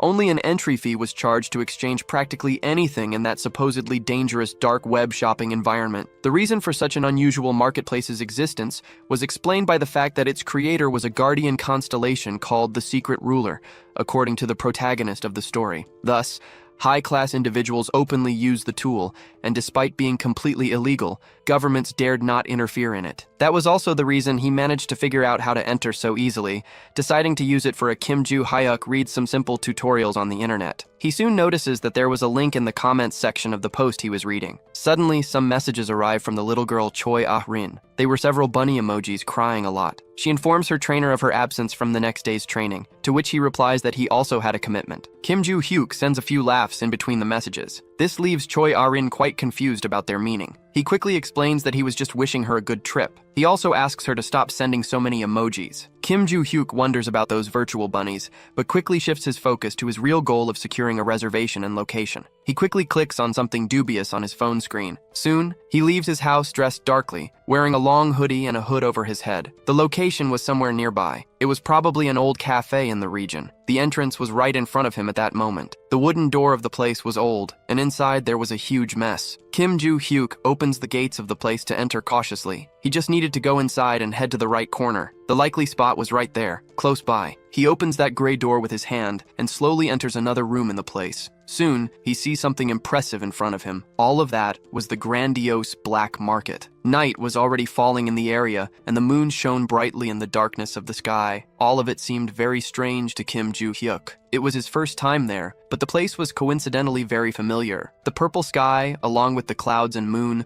resembled the night he had seen 300 years ago. Suddenly, a man arrives, asking if it was the boy's first time there. The man had a cheerful expression, wearing black clothes and bangs in his hair. Kim Joo-hyuk wonders if that guy was the employee from the posts, as his leather jacket seemed very familiar. The man confirms the information and comments on the marketplace's usage, but the protagonist only knew the rules to a certain level. He quickly hands the man a thick bundle of cash, which the guy thanks him. Kim Joo-hyuk, after doing that, reflects on the money he spent and was about to earn there. There was something he wanted to ask the man in black. The question was where to find the right place to sell all the jewels he had, but he didn't want to auction them, as the man in black assumed. Instead, he just wanted to get rid of them quickly. The man responds that he should go to the market in the 3rd district, as many merchants there would buy anything. Kim Joo-hyuk hesitates, wondering who the most trustworthy guy in the area might be, and the man replies that it's a certain Morris known for offering the best prices. The man in black provides directions to the 3rd district, leaving the little visitor very grateful. But he had one more small piece of advice. He recommended that Kim Joo-hyuk wear a mask in that area. He explains that due to the nature of the goods traded there, everyone wore something to cover their faces most of the time. And that mask was a complimentary gift given to Kim Joo-hyuk,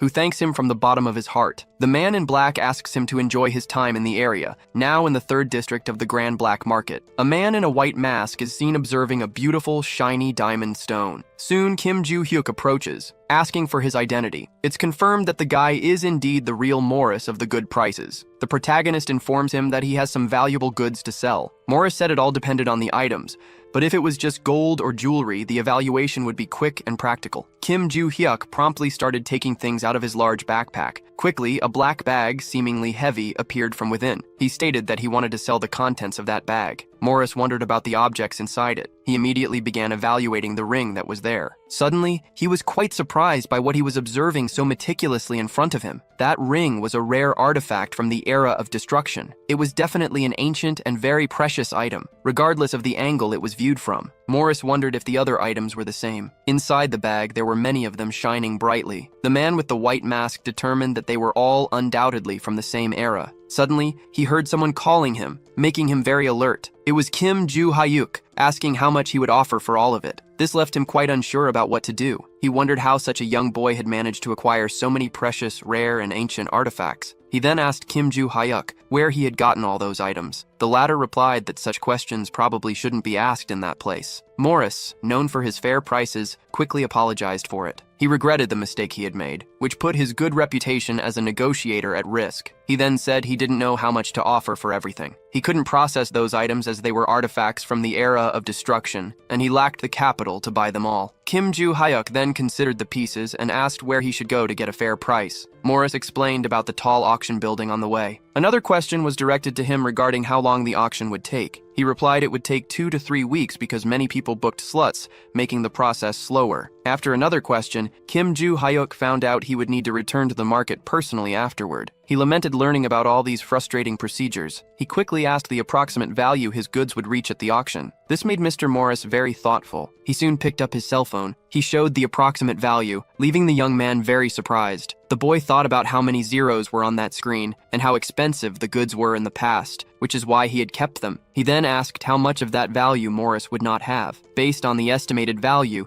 the man replied that he had only 3/4 of the total amount if he sold everything he owned. Kim Joo-hyuk, slightly confused, asked if that was truly the case. He then decided to accept the offered amount immediately. This left the man with a white mask very surprised, astonished, and perplexed. The artifacts from the era of destruction had a high value for another reason beyond their age. The other major reason was the constellations. They began to appear after that era, and strangely reacted well to artifacts originating from that time. Morris thought that a powerless person could form a contract with a powerful constellation, thanks to those objects, and the alchemist zone remained active. Holding a shiny and very magical ring between his fingers, he was impressed after a second inspection as the mana in the accessory flowed perfectly. The magic released at the end of the era of destruction still seemed present and bore all the signs. He was very pleased having purchased 8 artifacts from that era for such a low price. Morris grabbed the little bag in which the jewels had been brought to him. He celebrated as he placed them inside, thinking it was truly his lucky day. Suddenly, he felt someone approaching. His eyes widened in fear. Standing there was a man dressed in black wearing a frightening black mask. Thus ended the character's participation in that scene of the story. Elsewhere, a huge door came into view. Kim Joo-hyuk opened it with all his strength. He quickly removed the mask from his face because it had been so uncomfortable that he had thought you might die wearing it. That place resembled the cafe from his starting location. He quickly grabbed his cell phone to check his account's transaction history. With that sale, his money troubles were solved and he celebrated his earnings from the 8 rings in the vault. Kim Joo-hyuk felt very happy because he still had many of them stored, so he wouldn't face any problems from now on. Suddenly, a suspicious notification popped up on his cell phone. It was a call from an unknown number. He answered quickly without hesitation. The woman on the other end of the line immediately invited him to have a meal together. He asked how she had gotten his number, and she hurriedly explained that she was a teacher from Valhalla. And soon she gives him instructions for the location of the meal without giving the boy any chance to question her, leaving him quite annoyed because she had hung up on him. Kim Joo-hyuk then decides to go to the location since he had nothing better to do, and the silly girl was going to spend all her money just to make him eat for free, thus concluding the scenes of this very unusual invitation. Once again, we return to the scene of the man in the black mask and black clothes. Morris asks why that man is there, and the man questions if their relationship is really that bad. Morris explains that a normal merchant cannot simply talk to the owner of the market, even if they've met a few times. That man standing there was the owner of the place known as the Black Cat, who comments that he greatly admires the merchant for treating him in that way. Morris asks why the Black Cat is there again. He explains that it's nothing significant, just that the merchant's participation in the auction for the first time in a long while seemed very strange. Morris quickly comments that the anonymity of the registration seemed to be very flawed after all. The Black Hat explains that as the real owner of the market was a constellation, he could access any information they wanted, and he immediately asked to see the items listed for the auction. Morris agrees without any issue though, thinking that the Black Cat's interest in all of this was very strange, as it was his first time doing this. He quickly throws the black bag containing the items from the era of destruction onto the table, leaving the little Black Cat deep in thought and speechless. He soon comments on the value of those objects, leaving Morris confused about what he was talking about so suddenly. Out of nowhere, a panel appears saying that the constellation on the other side is watching in shock. The message repeats incessantly on the device. The Black Cat quickly realizes that his constellation desperately wanted that ring, concluding this chapter of the story. In another location at the Valhalla restaurant, a fork gently wraps around the pasta, which looks quite delicious, and is soon brought toward the mouth. The teacher then savors the food slowly and comments that it is very delicious and tasty, but soon she seems a little confused, quickly asking why Kim Joo-hyuk isn't eating, to which he replies that he's just wondering how Valhalla has a place like this. She explains that besides the school cafeteria and the staff restaurant,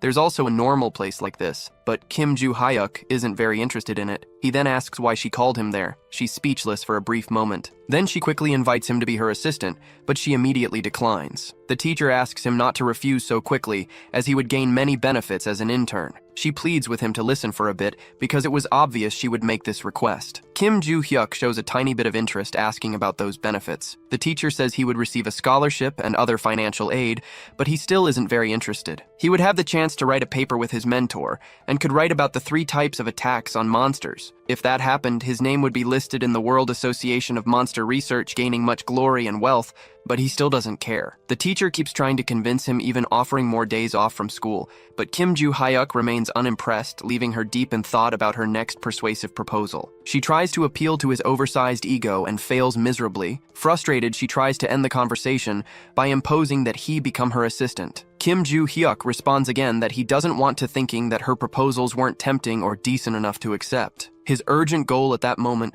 was to reach the center of the Great Forest, and even with a teacher as his instructor, it would be difficult to pass the performance evaluation. The protagonist then delivers a checkmate in the conversation, firmly stating that he doesn't want to be an assistant or write papers, leaving her very upset. The teacher quickly proposes to exchange information instead. She suggests giving some news of interest to Kim Joo-hyuk in exchange for the mysteries of the impressive monster attacks. He's interested in this, quickly learning that the gossip was about Choi Aran. Kim Joo-hyuk soon says he's no longer interested, while thinking he was only helping the girl, but then hears that she might be disowned by her own family. He's left a bit speechless upon hearing this and quickly tries to leave, leaving his teacher desperate. Kim Joo-hyuk explains that he's finished eating and the benefits weren't attractive enough, so he should leave. The teacher becomes very angry because she expected some information in return. He tries to explain that he doesn't care but has already heard everything. Kim Joo-hyuk asks permission to ask something he's very curious about. He asks why the teacher seems so strict in class despite being overly childish. She explains that as she teaches about mysterious monsters, many problems would arise if they were treated as a joke. The attacks could directly impact the students' survival rate, and since they were somewhat foolish, more strictness was required. Kim Joo-hyuk thinks it's all just a simple ideology, but it wasn't only that, it was the duty of a true teacher. He mockingly scoffs at these things in a very arrogant manner. As he was about to leave, the teacher calls out to him again. She presses him for information, but doesn't succeed, thus ending these funny and tense scenes of the story. Meanwhile, in Sejong at the Choijin family's temple, a man was seated at a table in front of 2 young people. The guild leader, Choi Jan Seok, had called them there to ask about their intentions before the classification test to uphold the family's reputation. One of the young people present was from the group True History, a combat leader, and the eldest son of the Choi Jin family, Choi Jin Jin. The second person was also a member of the Choi Jin family, known as Choi R-in. The leader began explaining that if they passed the classification test, they would have the chance to form a contract through Cheon Wol-do, one of the sacred relics, a testament to the rightful successors in the family. But there was a huge caveat if they failed. They would be literally cut off and expelled from the family without any further ado. Choi Jan-seok then asked if they were truly willing to go through with it. The boy affirmed without hesitation. Choi R-in also responded the same way without a second thought, and soon both were stared at by the leader for a few moments. Deep in thought, Choi Jan-seok decided to relay all the necessary information. He explained that the test would take place in 3 weeks, and that they could leave the premises for now, which they affirmed. The two then began walking slowly toward the exit. Suddenly, Choi Jin Jin asked if the girl had managed to read the stars. She looked a bit confused, as she hadn't quite understood the question. The boy then asked if she had noticed their father's reaction when she confirmed her participation in the test. She remained silent, pondering that for a few seconds. Her brother commented that Choi R-in was evidently eager to become the family leader, and also to prove herself as a fully legitimate daughter. Hearing this, the girl began to get quite angry. Yet her brother continued to tease her, commenting on her threatening expression and doubting her chances of succeeding in the test. Choi Jin Jin kept mocking her, saying she hadn't even received a blessing from a constellation and wouldn't be a match for him already with a foreign contract. The girl appeared deeply saddened to hear all this from her own family member. He mocked her further, saying she might as well give up and continue leeching off the family's wealth, but it would cost her dearly. He said he would see her in exactly 3 weeks. He then left, leaving the vulnerable and cute girl alone in that space. She soon began having visions of a woman from her past. The woman had told Choi R-in to become the family leader,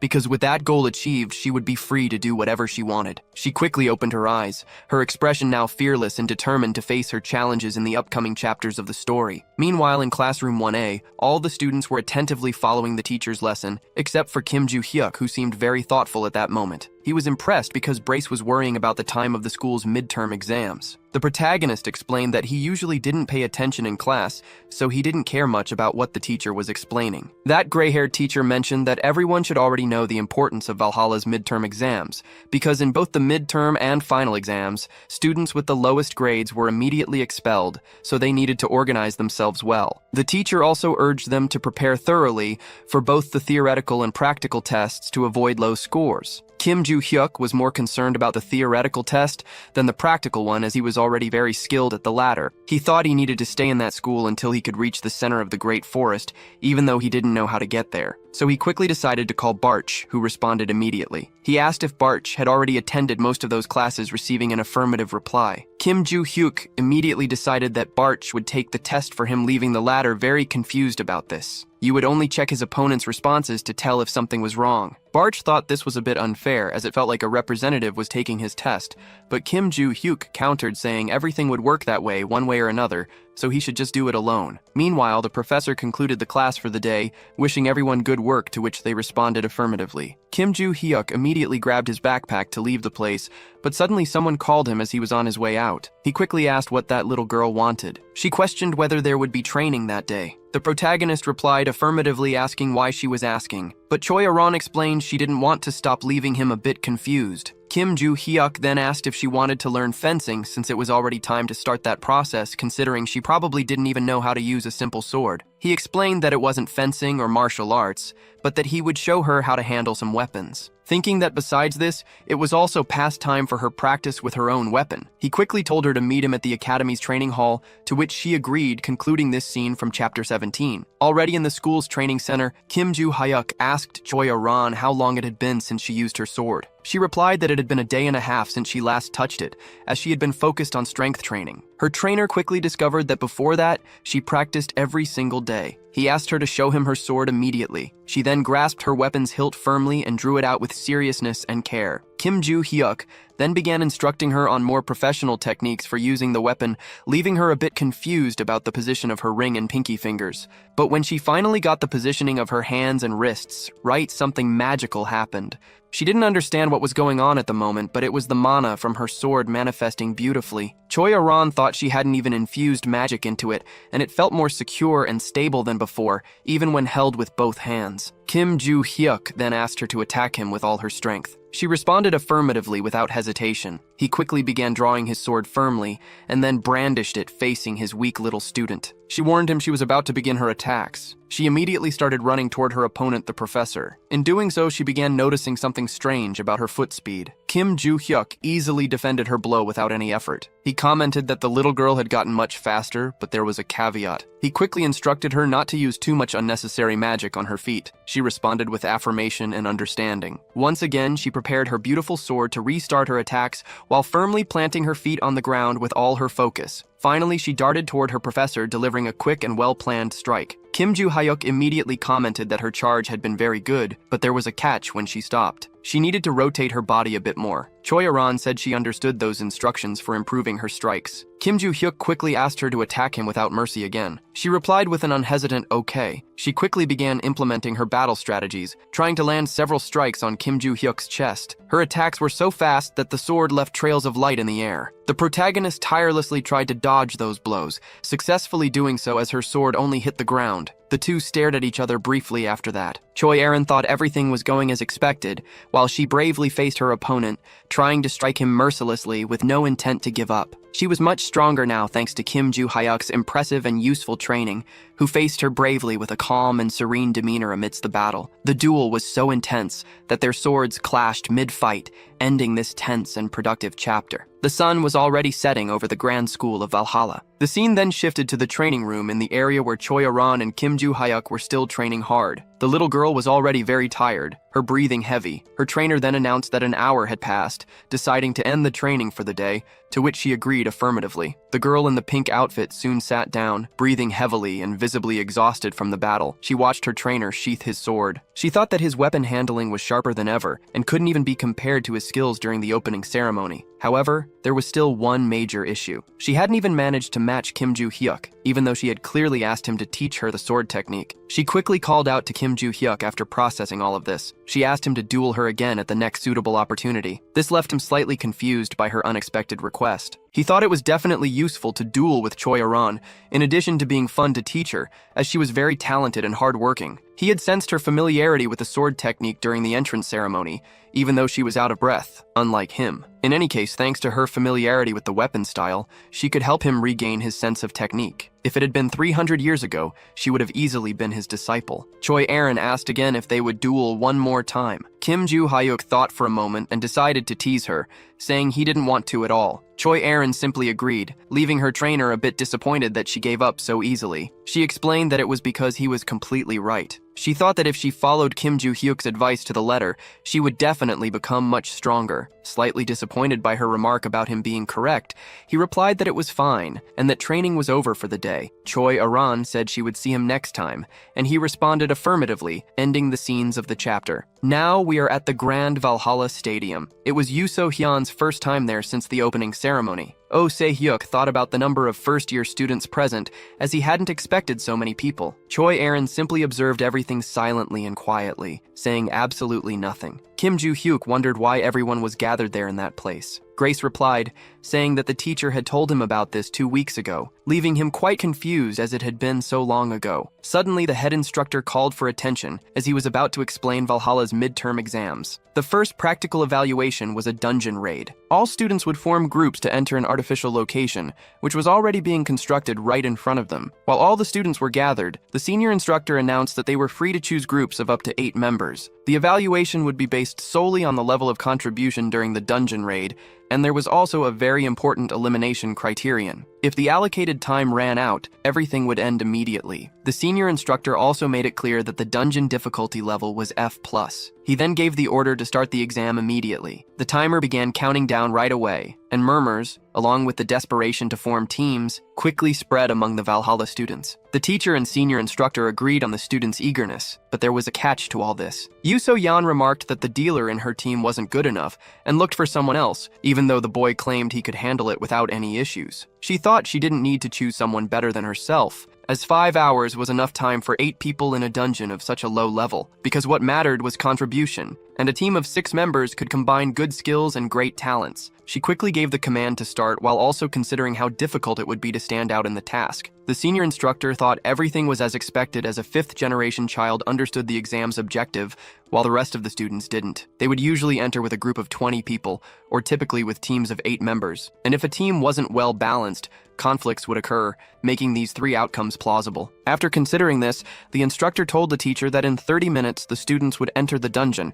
requiring readiness for the evaluation, to which the teacher affirmed. Meanwhile, Kim Joo-hyuk stood still amid it all, wondering if the students who had already entered were being evaluated. He was a bit confused and lost about everything happening in the place. Choi Arin was also there alone, quiet and shy. Kim Joo-hyuk quickly realized that she hadn't entered the dungeon yet. He immediately asked her what she was planning to do since everyone else was already prepared and inside the dangerous location. Choi Arin promptly replied that she would do whatever Kim Joo-hyuk told her to do, leaving him slightly confused after hearing this. He thinks about when to come over the girl, as she had been trying to follow his words like a sword since the last training session. Soon, Kim Joo-hyuk says he will enter completely alone. She responds that she will also enter without a companion, but he doesn't care much as everything seemed quite easy in his eyes. He then leaves, leaving her alone. She remains silent and unresponsive after all that. Some boys comment about Choi Arin being alone and without a group. One of them decides to approach her, looking to start a conversation. He tries to convince her to join his group with a sweet and kind invitation,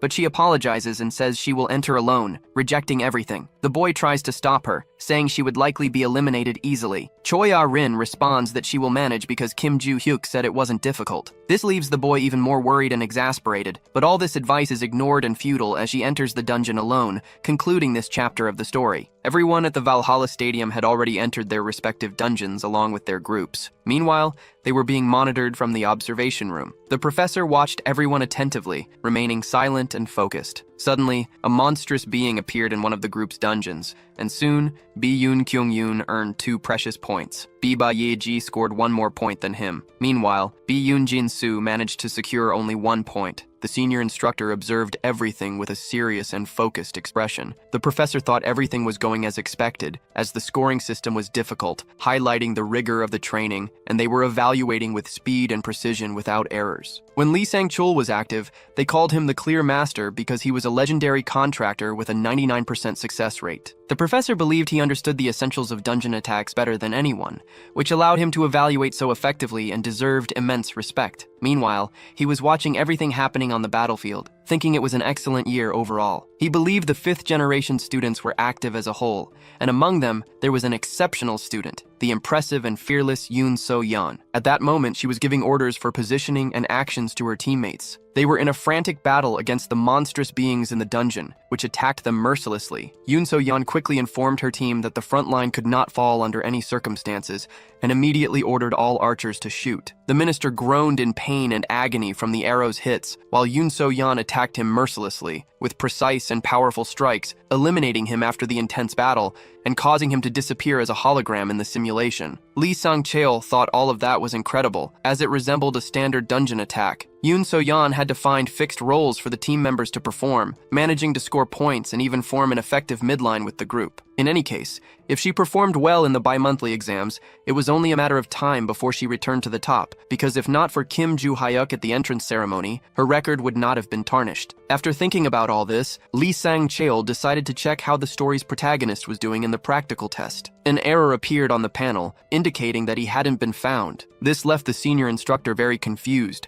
as the search machine could easily retrieve all the students' information in the dungeon. He became very tense and worried about the situation, and soon decided to check the list of completed artificial dungeons in the bi-monthly exam. He quickly discovered that Kim Joo-hyuk had completed the test in just 23 minutes and 32 seconds, ranking first in the practical test leaderboard. Lee Sang-cheol was impressed because the boy had completed everything without a group entirely on his own. What was even more impressive was the short completion time of just 23 minutes and 32 seconds. Even so, the senior instructor was skeptical of the boy and wanted to review the footage, doubting the capabilities of a 17-year-old student. The recording quickly appeared on the control panel, and there was Kim Joo-hyuk, simply standing there holding his sword. He seemed calm and composed in the face of his enormous challenge. In front of him were numerous monstrous beings intent on intimidating and eliminating him, but the boy merely stretched slowly and calmly in front of it all, and soon began running swiftly toward those ugly opponents, who observed everything with fiery determination in their eyes,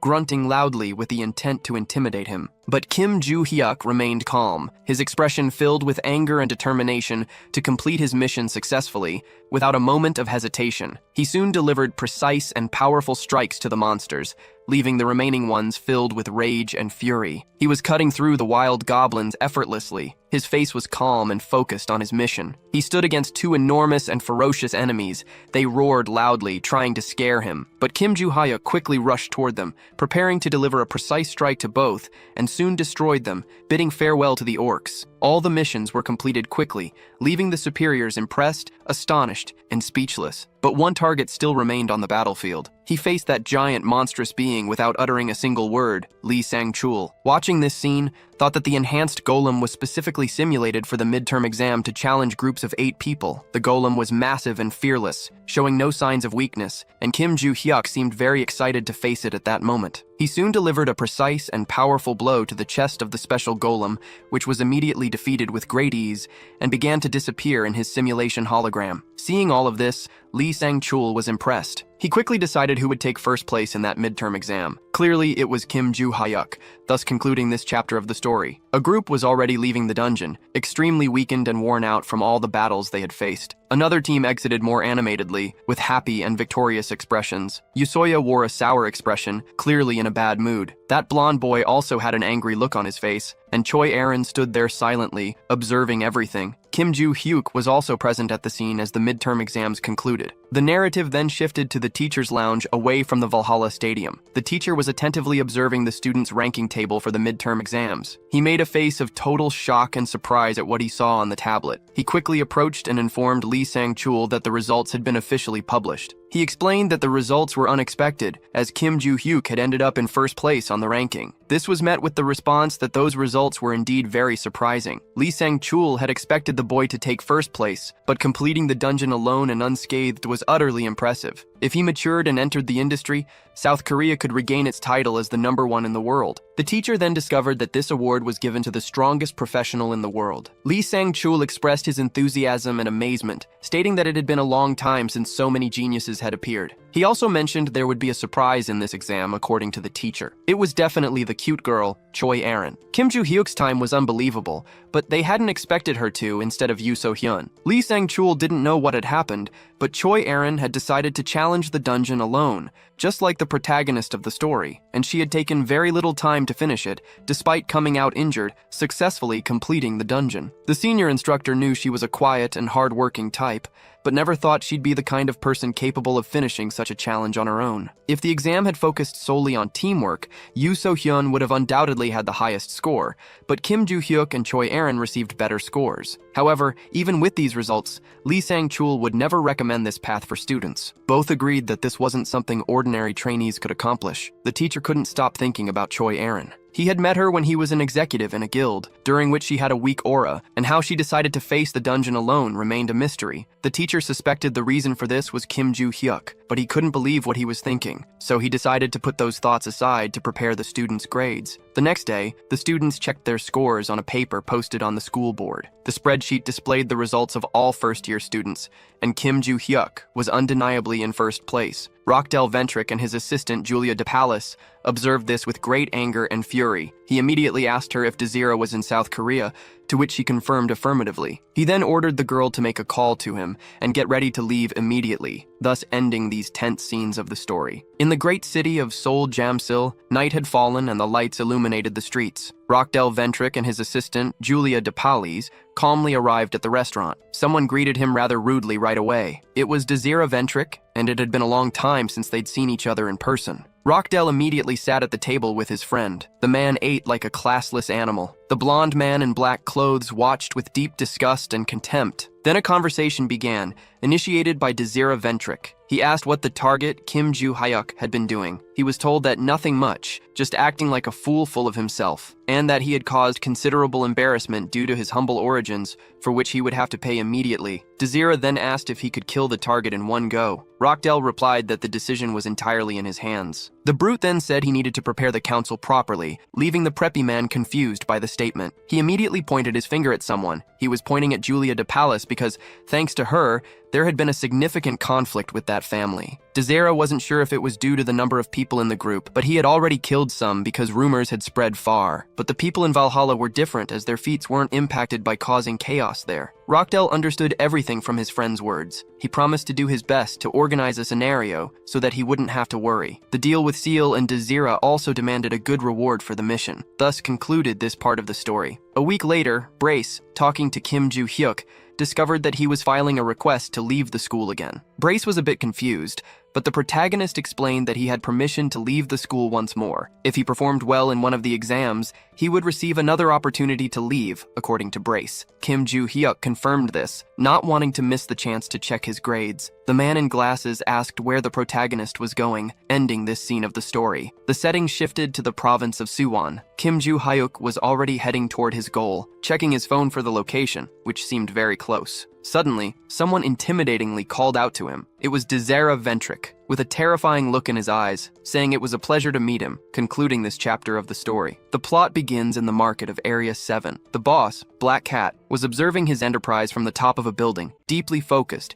wearing his highly intimidating black mask. Suddenly, he spotted something that put him on high alert. It was the Constellation on the other side asking when the ring would arrive in their hands. Black Cat responded, saying it was already on its way and would go through normal procedures before arriving via the portal. The ruler on the other side said he was utterly insane. Black Cat wondered what was happening. At the request of the former Black Feline, he had been researching whether this was indeed an artifact from the era of destruction, but such a reaction was unprecedented. Suddenly, a noise beside him caught his attention. A black box had just arrived through the magical portal. Black Cat celebrated its arrival, thinking it would likely appease those concerned with its contents. Finally, he began to open it with his hands. and soon the highly magical ring was revealed. He then informed the Constellation that the accessory had arrived, but there was no response, leaving him puzzled. A message soon appeared saying they were present. It began repeating uncontrollably, ending the scene of the chapter. In another part of the story, back in the province of Suwon, Kim Joo-hyuk asked the man who he was. The bothersome man mocked him, saying he didn't need to know such information. Kim Joo-hyuk presumed the man wanted something from him. He was entirely correct, as there was no other reason for them to meet in such a remote, massive mountain. The protagonist asked if the man's intention was to eliminate him. He received an immediate and affirmative response. The man explained that it wasn't just his good intuition. Anyone could tell the boy's intentions simply by observing him. Kim Joo-hyuk had figured it out a few days earlier. Dizzer Eventrick lost his composure upon hearing those words,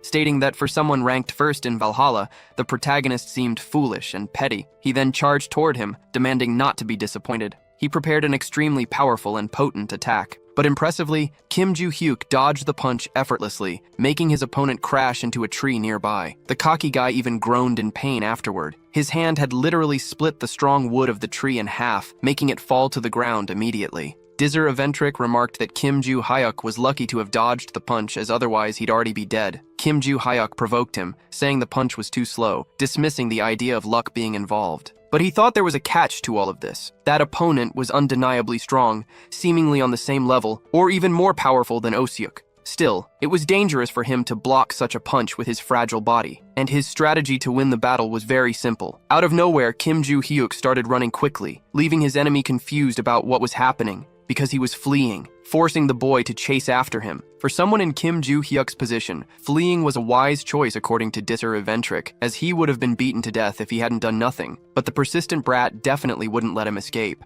Suddenly, Kim Joo-hyuk stopped his fast run abruptly and asked if his enemy wasn't at least using that rotten brain of his. Dizzer Eventrick wondered how the boy had gotten so close, as he hadn't even noticed his punch until it was right in front of his eyes. And then he took a blow straight to his ugly face. The impact was so powerful that it sent him flying away instantly, making him crash to the ground, ruining an immense pain and agony. And when he finally managed to open his eyes, he was met with a terrifying sight. It was Kim Joo-hyuk's foot approaching to stomp right in the middle of his face, but he quickly dodged the crushing stomp. If he hadn't, it would have surely ended him for good. Even the ground couldn't withstand the force of that stomp. Kim Joo-hyuk was impressed by this, because the guy was very lucky and managed to dodge it so quickly. After hearing this, Dizzer Eventrick became furious and enraged, and he asked what Kim Joo-hyuk had done. Kim Joo-hyuk responded by stating his rank in Valhalla, as his opponent should already know. This made Dizzer Eventrick even angrier and more infuriated with the overwhelming strength, thus ending this scene in the story. The narrative continues at the Eventrick family's residence, where, in the past, they had used the blonde boy's talent to slightly boost their own status. That talent was an innate aptitude for elixirs. The boy was drinking an elixir. He was capable of consuming any potion without any issues, and his parents had given him some very expensive ones to drink. Suddenly, the glass bottle slipped from his hands and shattered completely on the floor. At 16, the boy had already become stronger than an adult. His parents wanted to use him to gain recognition for the family, but there was a catch to this. Dizzer Eventrick stared intently at his guardians in this scene. Suddenly, his expression turned completely furious and psychotic. It became clear that he didn't want to spend his entire life under their control. In this scene, his father was shown lying dead on the ground. His body was sprawled in the mud. Dizzer Eventrick's overwhelming power meant he no longer needed to worry about the family's recognition. His sister entered the scene with a very angry and furious expression. The boy was definitely a thorn in the Ventrick family's side, and he was ultimately expelled by a member pretending to be the family head. But he didn't care, as all of his problems were solved with money, and he had grown even bolder after cutting ties with the family. When he received a request from Rockdale Ventrick, there was a lot of money at stake, but his interest in Kim Joo-hyuk was much greater. Kim Joo-hyuk had placed first in the entrance exam for Valhalla, and rumors said he was a crazy guy who cursed and kicked all guild scouts out of there. It could be fun to mess with someone like that, and Dizzer Eventrick sought entertainment in it. But there was a catch to this whole story. The question was who exactly this guy was. Returning from Dizzer Eventrick's imagination, Kim Joo-hyuk called out to him. He asked what kind of drug he had used to become so strong, since elixirs were far too expensive for an orphan to acquire. This left the boy quite puzzled. He soon started laughing at his opponent's assumption, because it was hilarious to think that he was probably being accused of using steroids. The guy seemed like a cheat who abused drugs. But Dizzer Eventrick didn't care about such accusations, and asked again how the boy had become so strong. Kim Joo-hyuk responds that he has never used drugs, and his strength is the result of intense training and rigorous exercise. He adds that in some ways, Disser Eventrik could be compared to Osiuk, but it would be very rude to compare a naturally muscular man to a little druggie. After hearing this, Disser Eventrik becomes extremely angry and enraged with Kim Joo-hyuk. Though he lacked the power to use his trump card, he decides to draw his magical sword nonetheless. Kim Joo-hyuk is quite confused by the display of magical power. Disser Eventrik can feel his power growing significantly. He then calls the protagonist to a big battle, declaring that he wouldn't let him get away so easily. But suddenly, he takes a hard, painful punch to the face. After landing the blow, Kim Joo-hyuk mocks him, remarking that no smart opponent would wait for their adversary to prepare for an attack. Disser Eventrik flies a long distance, screaming in pain and agony. Not satisfied, the protagonist charges at him again mercilessly, landing another strong, powerful strike on his ugly opponent's face. The screams of pain grow even louder from the brutal blows. Suddenly, Kim Joo-hyuk desperately demands that he calm down. Disser N, now weakened and dazed, struggles to stay conscious. The protagonist angrily chastises him, saying he couldn't lose consciousness yet. He adds that he might have forgiven him if this was just a petty quarrel, but the earlier truth revealed about handling oneself removed any chance of immediate pardon or amnesty. Still, Kim Joo-hyuk had something to ask him. Disser N, with a completely destroyed and hopeless expression, listens as Kim Joo-hyuk tells him to clench his teeth tightly while preparing another painful blow, concludes the scene of this chapter. Now we shift to the grand dormitory of the enormous Valhalla Academy, specifically in Rochdale Ventrik's room, the arrogant little brat. He's thinking that by now, Disser Ventrik should have dealt with Kim Joo-hyuk, and given his personality, might have even killed him. Though cleaning up Disser N's messes was annoying, at least it wasn't on school grounds this time, which made the moment perfect for Rochdale, leaving him feeling very relieved. Suddenly, he calls for his assistant, Julia de Pallas, who promptly responds affirmatively. He orders her to fetch a car immediately, and she agrees without hesitation. Out of nowhere, a familiar noise comes from his phone. It was supposedly Disser N calling at that opportune moment. He asks if Hyungnim had already finished off Kim Joo-hyuk, but no one responds immediately, leaving a tense, eerie silence on the line. Once again, Rochdale Ventrik calls for Hyungnim, only to hear a terrifying groan. The screams of pain, agony, and despair don't stop at any moment during the call. Suddenly, someone begins speaking on the line, heightening Rochdale Ventrik's tension. It is Kim Joo-hyuk speaking calmly and coldly. He translates Disser Ventrik's groaning and agonizing, saying that Disser wanted Rochdale to burn 2 sticks of incense if he died at that moment, and that Rochdale Ventrik should wait for Kim Joo-hyuk, concluding this tense chapter of the brilliant story. The protagonist tries to call Rochdale Ventrik on the phone again, but only hears a click as the call disconnects. He becomes very angry at Rochdale Ventrik's rudeness for hanging up on him without replying or saying goodbye. He begins to rationalize a few things. The first thought is what to do with Disser Ventrik, who was unconscious and debilitated in front of him. Meanwhile, far away, a cup of tea is poured into a beautiful teacup, served on an elegant saucer. Julia de Pallas informs her annoying boss that his tea is ready. He remains completely silent, saying not a word. Julia tries to inform him again, but is quickly cut off by his rudeness and arrogance. Delicately, she says she understands his offensive words, leaves the tea there, and departs immediately. Rochdale Ventrik cannot stop thinking about his powerful enemy, Kim Joo-hyuk. He never imagined the boy could defeat Disser even after the incidents with Larrick, and now he's left with a huge question about what to do. Now he knows who is behind everything, and it's likely that Disser ruined the entire plan. It's only a matter of time before the news reaches the family, spiraling out of control. Rochdale Ventrik tries to convince himself that the problem isn't that big. Since Kim Joo-hyuk comes from such humble origins, he wouldn't be able to reach them. The blonde boy decided out of caution not to talk about these matters for a while and simply lay low, concluding all of his desperate thoughts. Now return to Kim Joo-hyuk's journey through the forest. Brace and the protagonist converse telepathically about Disser Ventrik's cunning and the plan to expose him in the future, since there was nothing they could do at the moment. The guy with the odd glasses asked why Kim Joo-hyuk hadn't just killed that show-off boy. He replied that past matters shouldn't be confused with the present, and the question was understood. Besides, Brace had another question, which piqued his friend's curiosity. The question was about the magic Disser Ventrik had used moments before, because that magic seemed oddly familiar. Kim Joo-hyuk appeared confused about this, so Brace explained that while it wasn't confirmed, he had definitely sensed something similar before. The protagonist, speaking with his friend mentally, replied that 300 years ago, monsters sacrificed dogs and cows to use that kind of dark magic. Brace mocked Kim Joo-hyuk, saying he lacked the skill to differentiate people based on magic and was incapable of such abilities, which made him quite annoyed. He then asked if the hidden side of the sword Disser Ventrik mentioned was related to that power, to which Brace replied with an uncertain maybe, and thus their mental conversation ended. Kim Joo-hyuk asked the show-off boy who had sent him to find him. The boy only groaned in pain, unable to speak a word. Kim Joo-hyuk then realized that Desera Ventric's jaw was dislocated due to the beating he had received earlier. He quickly positioned both his thumbs inside the boy's mouth and warned him of the pain he was about to feel before yanking his jaw back into place with all his strength.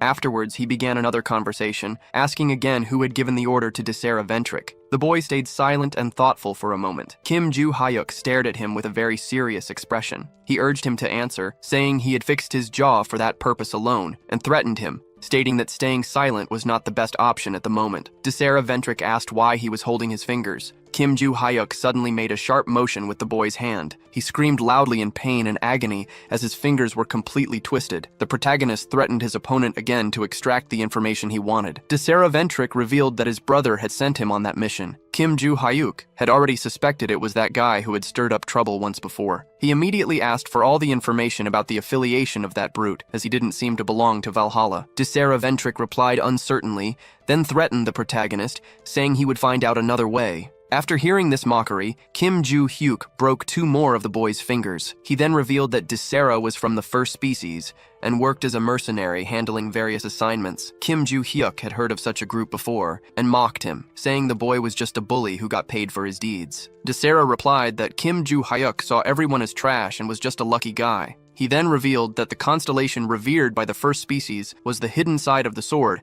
and that he also had a contract with it naturally. He added that if he had had 30 more seconds to charge his magic, the outcome of the fight would have been entirely different. Kim Joo-hyuk told Desera he talked too much, and that he would have let him go if he had just shut up and named the person who sent him without stalling. Once again, he shoved his thumbs into the boy's mouth and told him he looked much better silent, while dislocating the boy's jaw again, thus ending this tense scene of the chapter. Many messages appeared on Kim Joo-hyuk's phone. As expected, everyone agreed that those guys were a malicious group. Still, the protagonist was upset because he couldn't find the notes, and Rockdale Ventric continued to make him look suspicious. He thought about how to ruin that show-off brat's life, concluding that at this time he should use more modern methods. First, he had recorded all of Desera's confessions, and he needed to quickly find a place to post all that. Suddenly, Kim Joo-hyuk made a phone call. It was to his teacher, who was quite surprised by it. She thought the boy had finally agreed to be her personal assistant, but that wasn't the reason for his call. He wanted to know if she happened to know any renowned and well-known journalists,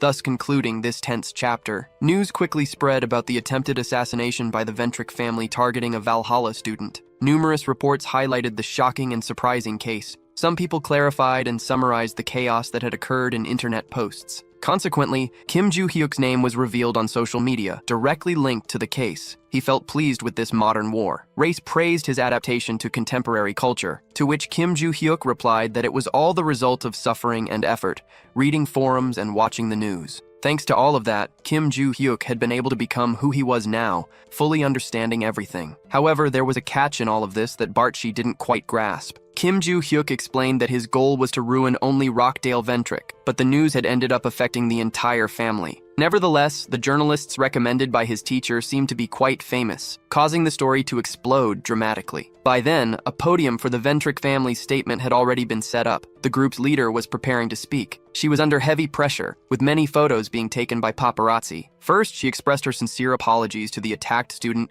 and Valhalla Academy. She then gave the official position of the Ventric family regarding the incident. She explained that the attack had been carried out in rebellion by Desera, who had since been excommunicated from the Ventric family. However, in a recorded confession, he alleged that Rockdale had given the order attempting to escape the dilemma he was in, according to the family head. Thus, she believed the Ventric family had no involvement in the incident. But since it was a crime committed by a banished family member, the moral responsibility to rectify the situation fell on the family. With that, the organization's leader decided to visit the victim to apologize personally. She also mentioned that Rockdale Ventric could indeed be connected in some way to the perpetrator of the crime. As a result, he would return home, where an investigation by the prosecutor's office had been scheduled to resolve all doubts. After finishing her speech, many photos were taken again by the paparazzi. The family head immediately left without answering any questions about her planned apology to the crime victim. Meanwhile, Rockdale Ventrick was watching everything on his phone, with a face full of anger and frustration at how far the situation had escalated. Suddenly, a call from his father came through. He answered immediately, without hesitation. His father ordered Rockdale Ventrick to return to England for a while, effective immediately. It was a command from the entire family, which he complied with without thinking twice. After hanging up, he was furious and enraged, cursing everything and everyone, leaving his maid, Julia de Palis, utterly frightened, concluding this shocking scene. Meanwhile, DeZero was being pressured to reveal who was behind everything. He insisted that the Ventrick family was correct, as he alone was behind the crime. Kim Joo-hyuk was quite impressed because the boy was swallowing his pride. DeZero despised the Ventrick family. The protagonist was left wondering who might apologize to him personally, as the entire situation had already become uncomfortable. Suddenly, he became quite alert to something. He was already near the faculty office. He thought the class might have ended early, uncertain about whom to ask for a favor, concluding these scenes. Now, he moved to the Valhalla Cafe. The gray-haired teacher was in a very good mood, but Kim Joo-hyuk replied to her with another no. He already knew she would ask him to be her assistant. It was obvious. She then asked why he had called her, as she was a very busy and overworked person. She was utterly stunned, thinking it might have been a romantic meeting, only to be immediately scolded by Kim Joo-hyuk. She pondered over his words, as they were far from respectful. He replied that they had spoken this way for some time, to which she agreed. Kim Joo-hyuk then explained that the reason for the call wasn't boredom, but gratitude for the journalist. He offered to share some information on dealing with monsters, which made her very happy to hear. However, this came with a simple request, which she immediately accepted as it was an easy favor, allowing him a day off from school. The teacher tried to convince him once again to become her assistant, but to no avail, concluding this part of the chapter. Now we move to the Northern Pacific, specifically aboard the criminal transport ship AL-08. DeSera was in one of the cells aboard the vessel. He was furious, as he could never have imagined being thrown onto a ship and treated like cargo to be transferred to the Tower Prison. It was a prison in the middle of the North Pacific Ocean, a towering facility. An S-class Constellation had created that isolated refuge to turn all contractors into normal human beings. But DeSera didn't care about any of that. He was only staying silent to keep Rockdale from being kicked out of the Ventrick family and to have his sentence reduced by 5 years. And 5 measly years meant nothing to him. Suddenly he heard a loud noise nearby. A bright red light quickly flashed past, unidentifiable. Then someone appeared in front of DeSera, concluding the chapter. The person who had appeared in the previous chapter was Cook. He immediately stabbed DeSera in the stomach with a dagger and stood there staring at him, firmly holding the blade in his right hand. Cook wished for DeSera's death, saying the first species didn't need someone like him. DeSera groaned in pain from the knife wound in his abdomen and soon collapsed face first onto the ground, unable to endure it. Cook watched him lying there with no intention of helping. Now we are at the Grand Ventrick family mansion. The leader of the group was visibly angry and furious over the recent events. She glared at Rockdale Ventrick and his father, Eden Ventrick. First, she called out to the show-off boy by name. He responded affirmatively without hesitation. She asked him what he was going to do, leaving him quite confused. Immediately, he responded with a sincere apology, but she thought it was far too little considering the gravity of the problem, and because such apologies wouldn't fix anything at all. The leader then ordered Rockdale Ventrick to explain in detail why he had committed such a malicious act, to which he responded without hesitation. Concluding that part of the conversation, after the explanation, she stared at him. She understood that he wanted to deal with Kim Joo-hyuk, and was right about it, but she was very angry about the whole situation, because the explanation she was receiving was shallow and petty. Rockdale acted alone because he believed Kim Joo-hyuk had insulted the Ventrick family, but in truth, it was his own pride according to the leader, and as a result, he had dragged the family's name through the mud. The leader was undecided on the punishment she would give the show-off boy, and he became desperate, unsure of what to do. He quickly said he would do anything to restore the fallen honor of the Ventrick family, but the leader didn't understand what he was saying at that moment because the only plausible way to restore the Ventrick family's honor was by expelling him. The boy's father contested this possibility, arguing that such a punishment was far too severe. Then she asked Eden Ventrick if he wanted to be expelled in place of the boy, leaving him somewhat nervous, silent, and unsure of what to say. Meanwhile, the leader thought she would rather see the boy dead or expelled immediately, but that would make it evident that Rockdale Ventrick was guilty of ordering DeSera to carry out the assassination attempt. She prepared to address the boy. She called him by name, and he immediately responded affirmatively, kneeling before her. Then she said she wouldn't expel him for now, ordering him to return to Valhalla quietly, and after his encounter with Kim Joo-hyuk, she would reconsider the matter. After hearing this, Rockdale Ventrick thanked her sincerely. She also ordered Eden to keep a close watch on his mediocre son, as his position would depend on the boy's behavior, to which he agreed. Then she told everyone to leave immediately, and they obeyed without question. The two left, walking with serious and angry expressions. Eden Ventrick then ordered his son to remain silent from now on and avoid acting recklessly. But it seemed his father hadn't understood what the family leader had said. The truth was that Rockdale Ventrick would be expelled sooner or later, and with the media keeping a close watch, no action could be taken immediately. But once things calmed down, he would release that revelation, leaving everyone stunned. However, something had to be done before that,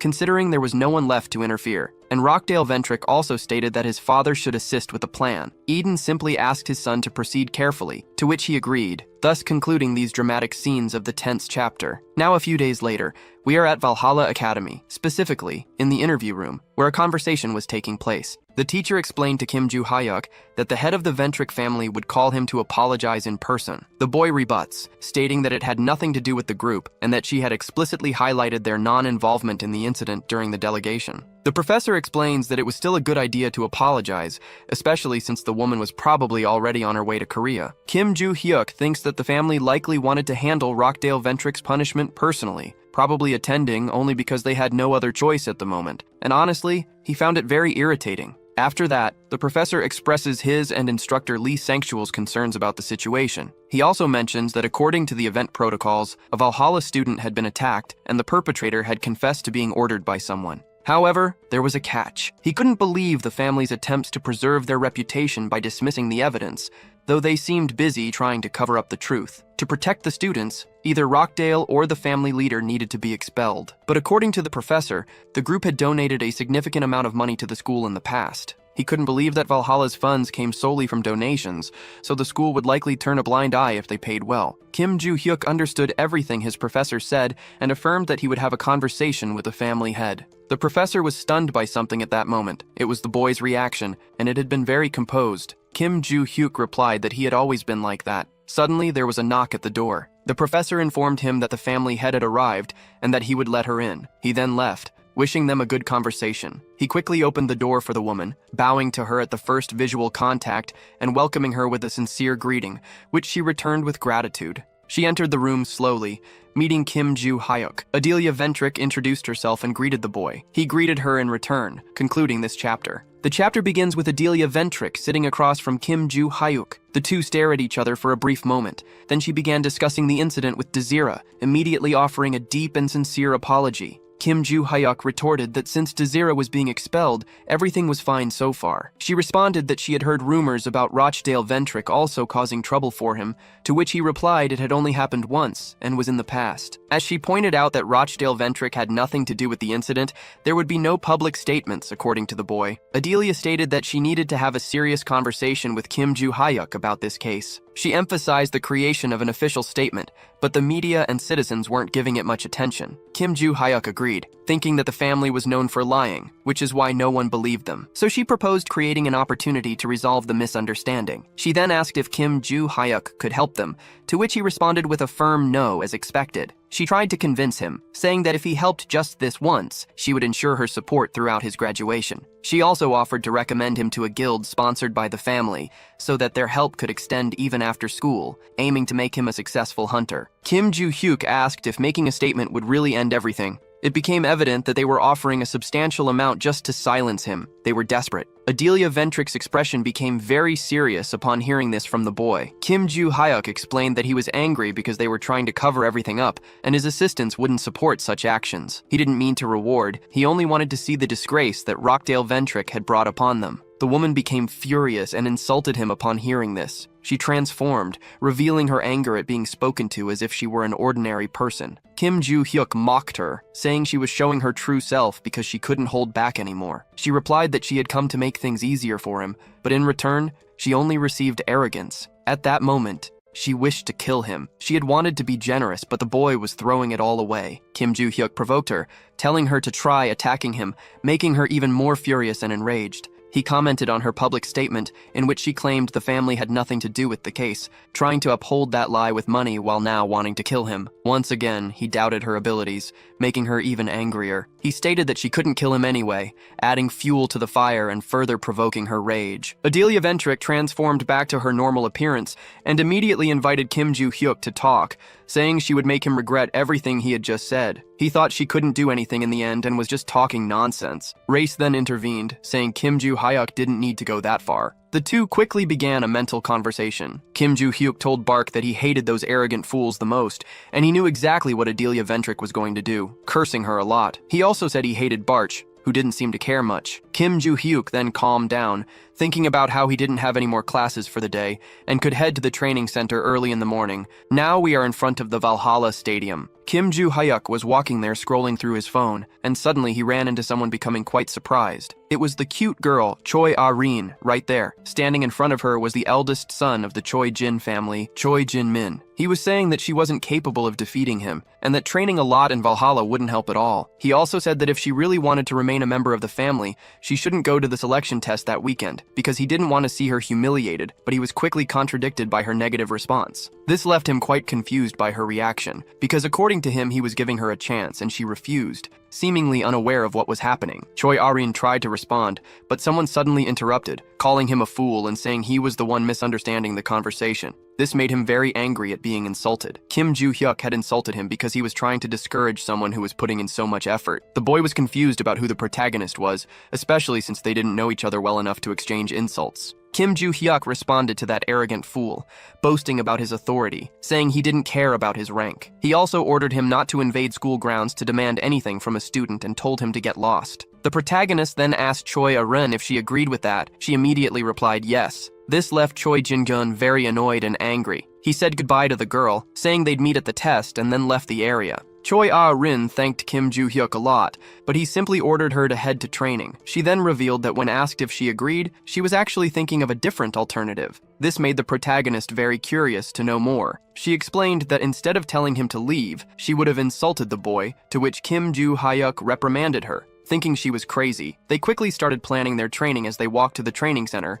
A few days later in the city of Shihung, more specifically near a mountain, Kim Joo-hyuk was in the middle of a dense forest. He was searching for the right location using his cell phone. Brace asked if he was there to find his notes again, receiving a positive response. Even so, Brace questioned him since he had already found several relics, and Kim Joo-hyuk explained that he wanted to know how many written notes were still missing. He elaborated that he wanted to look for them because of the incredible things they might hold, leaving Brace quite confused. Kim Joo-hyuk said that if he could find them, he would overcome the great difficulties he had faced when he was Kim Hyun-ho, and that if he had met Brace more than 300 years ago, he might not have killed him, leaving Brace rather flustered. Now we are at the grand house of the Choi Jin family, where a large concentration of reporters, paparazzi, and people had gathered. Some of them were discussing the individuals present for the group's selection test. Suddenly, a major authority figure of the family arrived at the scene. The leader of the Choi Jin group, Choi Jeon-se-duk, announced that the selection test would begin shortly. He reinforced what he had said earlier, emphasizing that the winner would be recognized as the successor, and the loser would be immediately expelled from the Choi Jin family. Choi Jeon-se-duk then asked if the candidates were ready to begin. They promptly responded with complete affirmation. He took a deep breath to initiate everything.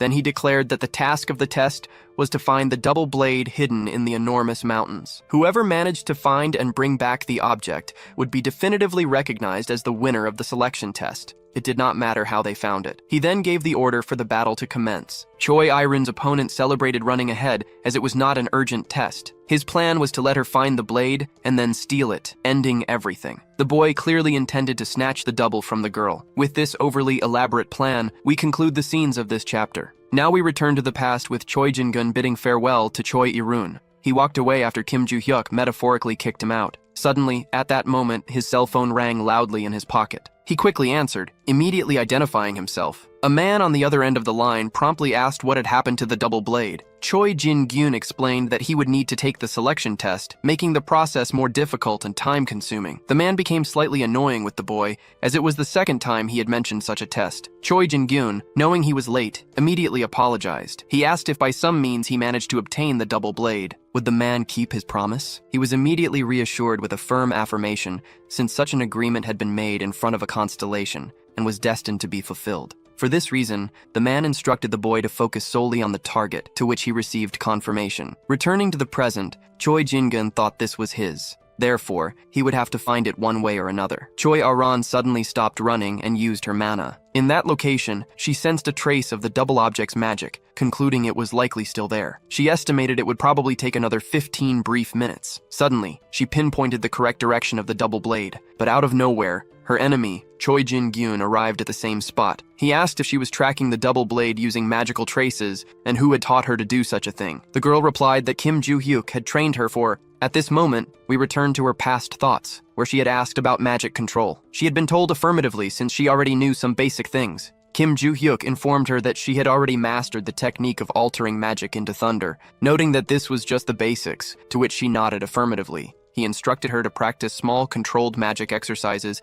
not limiting herself to the grand ones, and was promptly questioned about the method to be used. Kim Joo-hyuk did not quite understand her question, as he assumed her family had already taught her this. She ended up feeling a little sad, with a very downcast expression, but the protagonist said it didn't matter, and asked if she only knew how to borrow power from the Constellation and gather magical energy, receiving an affirmative response. He also admitted he wasn't particularly good at it either. He then ordered her to stop answering and relax her entire body, using the tips of her toes and fingers to slightly extend the magic. She was supposed to slowly spread it as if she were directing the mana to every strand of hair. In that state, Choi Arin had to try to sense the magic in the air according to Kim Joo-hyuk. She immediately focused on it without hesitating at all. Suddenly, her vision changed completely, revealing many unexpected things. She immediately widened her eyes in fear. Choi Arin took a deep breath as Kim Joo-hyuk asked if she had already felt it. The cute little girl answered affirmatively, explaining that she had seen the form of magic surrounding him. He replied that this was how magic felt even when it was weak and didn't leave the body,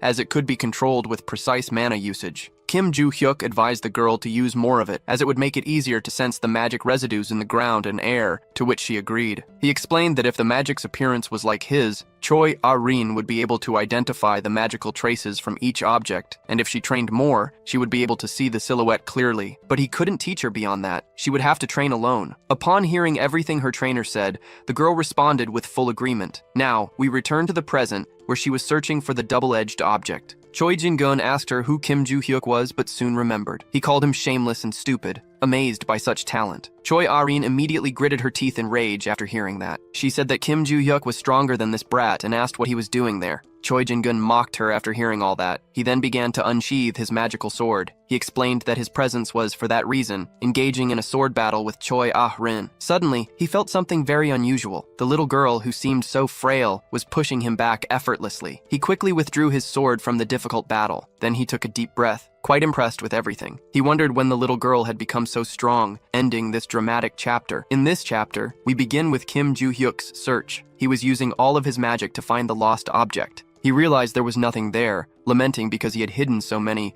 and only one was in Valhalla. Suddenly, an incredibly bright light emerged from the ground. Kim Joo-hyuk celebrated because another note was there. He focused on after it. It was already very close by. Out of nowhere, a kind of large explosion was seen, leaving him quite confused about what was happening in the area. Now we return to the battle between Choi Arin and Choi Jin-gyun. The war was frenetic, with the two fighting tirelessly, wielding their sharp swords. The little girl quickly prepared to deliver a powerful blow to her opponent. Without much hesitation, she struck with her sword with all her might at Choi Jin-gyun. He flew far away and stopped, breathing heavily, visibly frightened. He mocked her, saying she was lessons on how to be a wild boar in Valhalla and was evidently physically stronger. Choi Arin told him to give up on the double-edged sword. He retorted, asking if she was crazy or out of her mind. He claimed that an illegitimate daughter like Choi Arin didn't deserve the double-edged object. Choi Arin focused as she watched the boy charge toward her. She gripped her sword firmly with all her strength. The boy quickly approached with an angry, furious expression,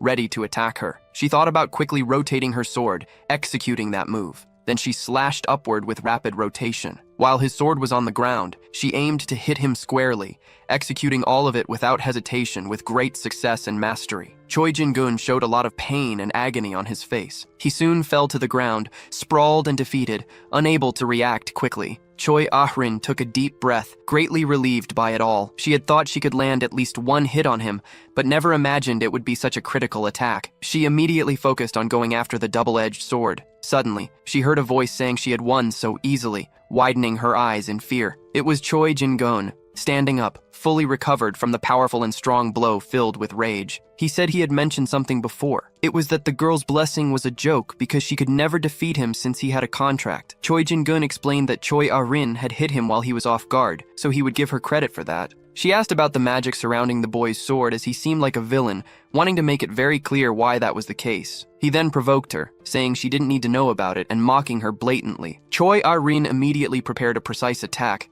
The boy, without hesitation, charged at her quickly. The girl was surprised because he dodged her attack from an extremely short distance, and then landed a strong, precise blow on her body. She fell to the ground, groaning in pain with a defeated and tense expression. The boy quickly stood over her, asking if she really wouldn't get up, even recommending she stay down and not rise. She groaned in pain, noticing something strange on her small body. It was a large wound bleeding profusely. Choi Jin-gun mocked her, saying it would really be better to stay down and quiet to avoid death. She asked about the boy's contract and whether it was with some malicious and wicked Constellation. The boy explained that, as the leader of the Jinsa Guild, he had signed a contract with an A-level entity, but was now allied with the devotees, leaving the girl surprised. She had heard that name before. They were the third most dangerous evil group in the world. Choi Ah-rin responded that she didn't understand the devotees' Constellation contracts, asking if their membership benefits were better than enjoying life. The boy mocked her for questioning that, preparing to respond. He said they were incredible powers and commands, along with the authorization to detach from the leaving. Choi Ah-rin, very confused and doubtful about what he had said. Choi Jin-gun explained that he had joined the Jinsa Guild at only 12 years old. He had been working for the family since childhood, at an age when he only wanted to play, and he remained in the guild due to his father's oversight, not by choice. He also said that during his adolescence, filled with desires, he ended up meeting someone from the devotees. The man had encouraged him to join the group, saying he could fulfill all the desires of his heart. Choi Jin-gun felt that perhaps this man had already known his temperament, leaving the girl confused about that. He explained that his desire was to break fragile humans, but he couldn't just join them.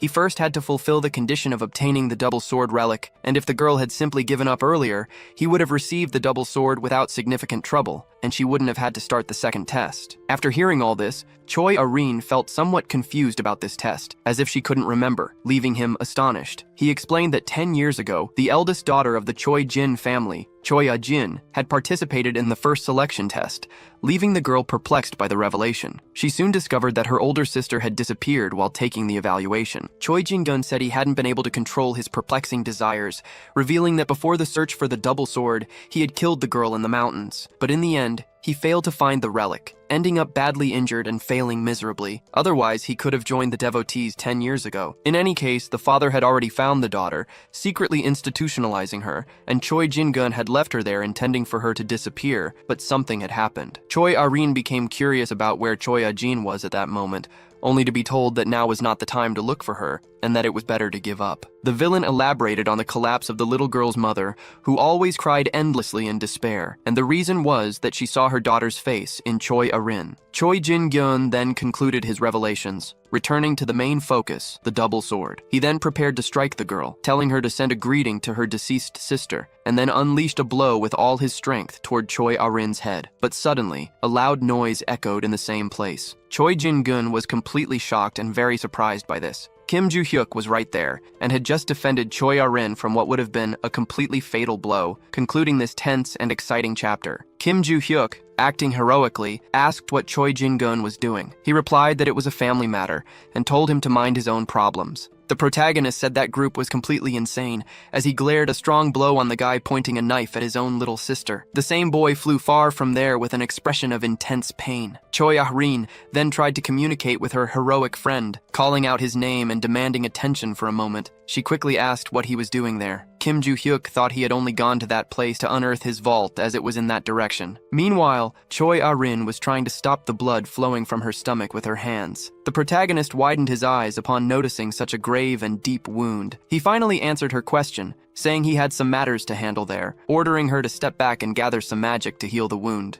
She immediately responded affirmatively. Meanwhile, Choi Jin-gun stood up, wondering who that guy who suddenly appeared was, and if he was perhaps the rude student from Valhalla. He reiterated that those matters were family business only. At the same time, he cursed in charge of the protagonist of the story with his huge and sharp sword. He poured all of his magic and strength into it, making it glow with purple mana. But something unexpected happened just as the strike was about to land. It left Choi Jin-gun stunned and deeply impressed. Kim Joo-hyuk can easily dodge the stab without any effort. He then began explaining how to stab someone properly. Choi Jin-gun, he said, shouldn't aim at a stationary target, but should target someone who was moving like himself, while demonstrating this by striking him. The boy screamed in pain and agony, his mouth expelling a vital red liquid after the powerful and potent blow. But Kim Joo-hyuk didn't stop his onslaught at that moment. Choi Jin-gun thought his enemy was pursuing him while simultaneously pushing him back. Suddenly, he took another powerful and potent strike to the middle of his weak and useless body. He was driven into the ground, causing significant destruction. His expression was no longer that of a living person, but of someone utterly defeated. Kim Joo-hyuk watched him on the ground without saying a single word. He then asked if Oram was okay, receiving an immediate affirmative response. He also asked if she could walk while she attempted to move. Suddenly, a purple magic aura caught the protagonist's attention. Choi Jin-gun's body was exuding abundant magical smoke at that moment. Brace commented to Kim Joo-hyuk that it was a magical sword, receiving an affirmative reply along with a question about whether that guy was evil too. Suddenly, the villain firmly planted his feet on the ground. He quickly stood up, cursing furiously at the protagonist of the story. He also said that the protagonist was just a useless freshman from Valhalla. He accused him of underestimating the offensive leader of the guild while preparing a strike with his sword. But that stab was easily blocked by Kim Joo-hyuk. Choi Jin-gun then thought that even magic could make the protagonist move. Kim Joo-hyuk immediately called the guild's offensive leader. He asked if he had chosen a different position because it fit better, striking him as he spoke. The leader was sent flying far away, his expression completely battered and destroyed, unable to answer the question. He wondered about the power of that guy since he blocked attacks and even counterattacked, not seeming to be just 17 years old. Choi Jin-gun saw no alternative but to use a trump card. It would have many side effects, but if he kept getting beaten, he would quickly lose. So he thought about using it with the artificial remnants. He could manage a temporary contract with a constellation. Kim Joo-hyuk stared at him while he strategized his victory plan. Choi Jin-gun then began laughing very maliciously and wickedly. He soon revealed all the magic emanating from his body. Suddenly,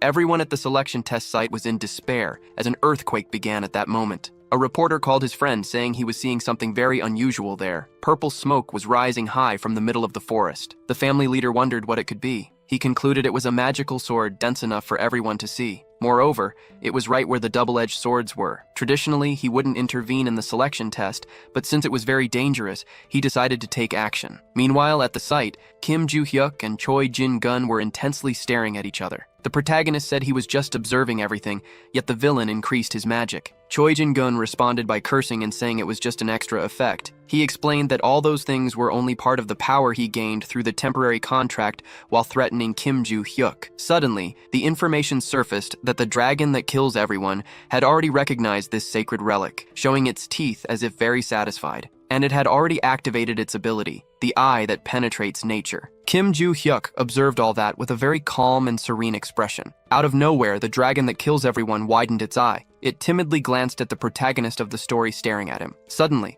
the dragon that kills everyone deactivated its eye that penetrates nature, then reactivated it immediately, looking quite jumpy. It was evident that it was overcome by fear. They exclaimed that it had to leave immediately, leaving Choi Jin-gun utterly confused. The dragon that kills everyone declared that it rejected the call of this sacred relic, ending the contract. It reclaimed all its power and quickly fled, abandoning Choi Jin-gun. Kim Joo-hyuk and Choi Ah-ren watched as all its magic dissipated. The protagonist then initiated a conversation between the two of them. Immediately, he placed the tip of his sword against Choi Jin-gun's stomach, asking who would kill whom that exact moment. After that, he delivered a powerful strike with the sword, sending Choi Jin-gun flying far away, screaming in immense pain and agony because of his abdomen. The boy collapsed to the ground unconscious and defeated. The leader of the devotees, the Dragon King Han Nibble, was astonished by what he saw before him. That dragon that kills everyone was claiming it had gotten into big trouble because of him. Yelling loudly, it asked if he wanted to disappear from this moral plane. Han Nibble immediately tried to apologize to the Constellation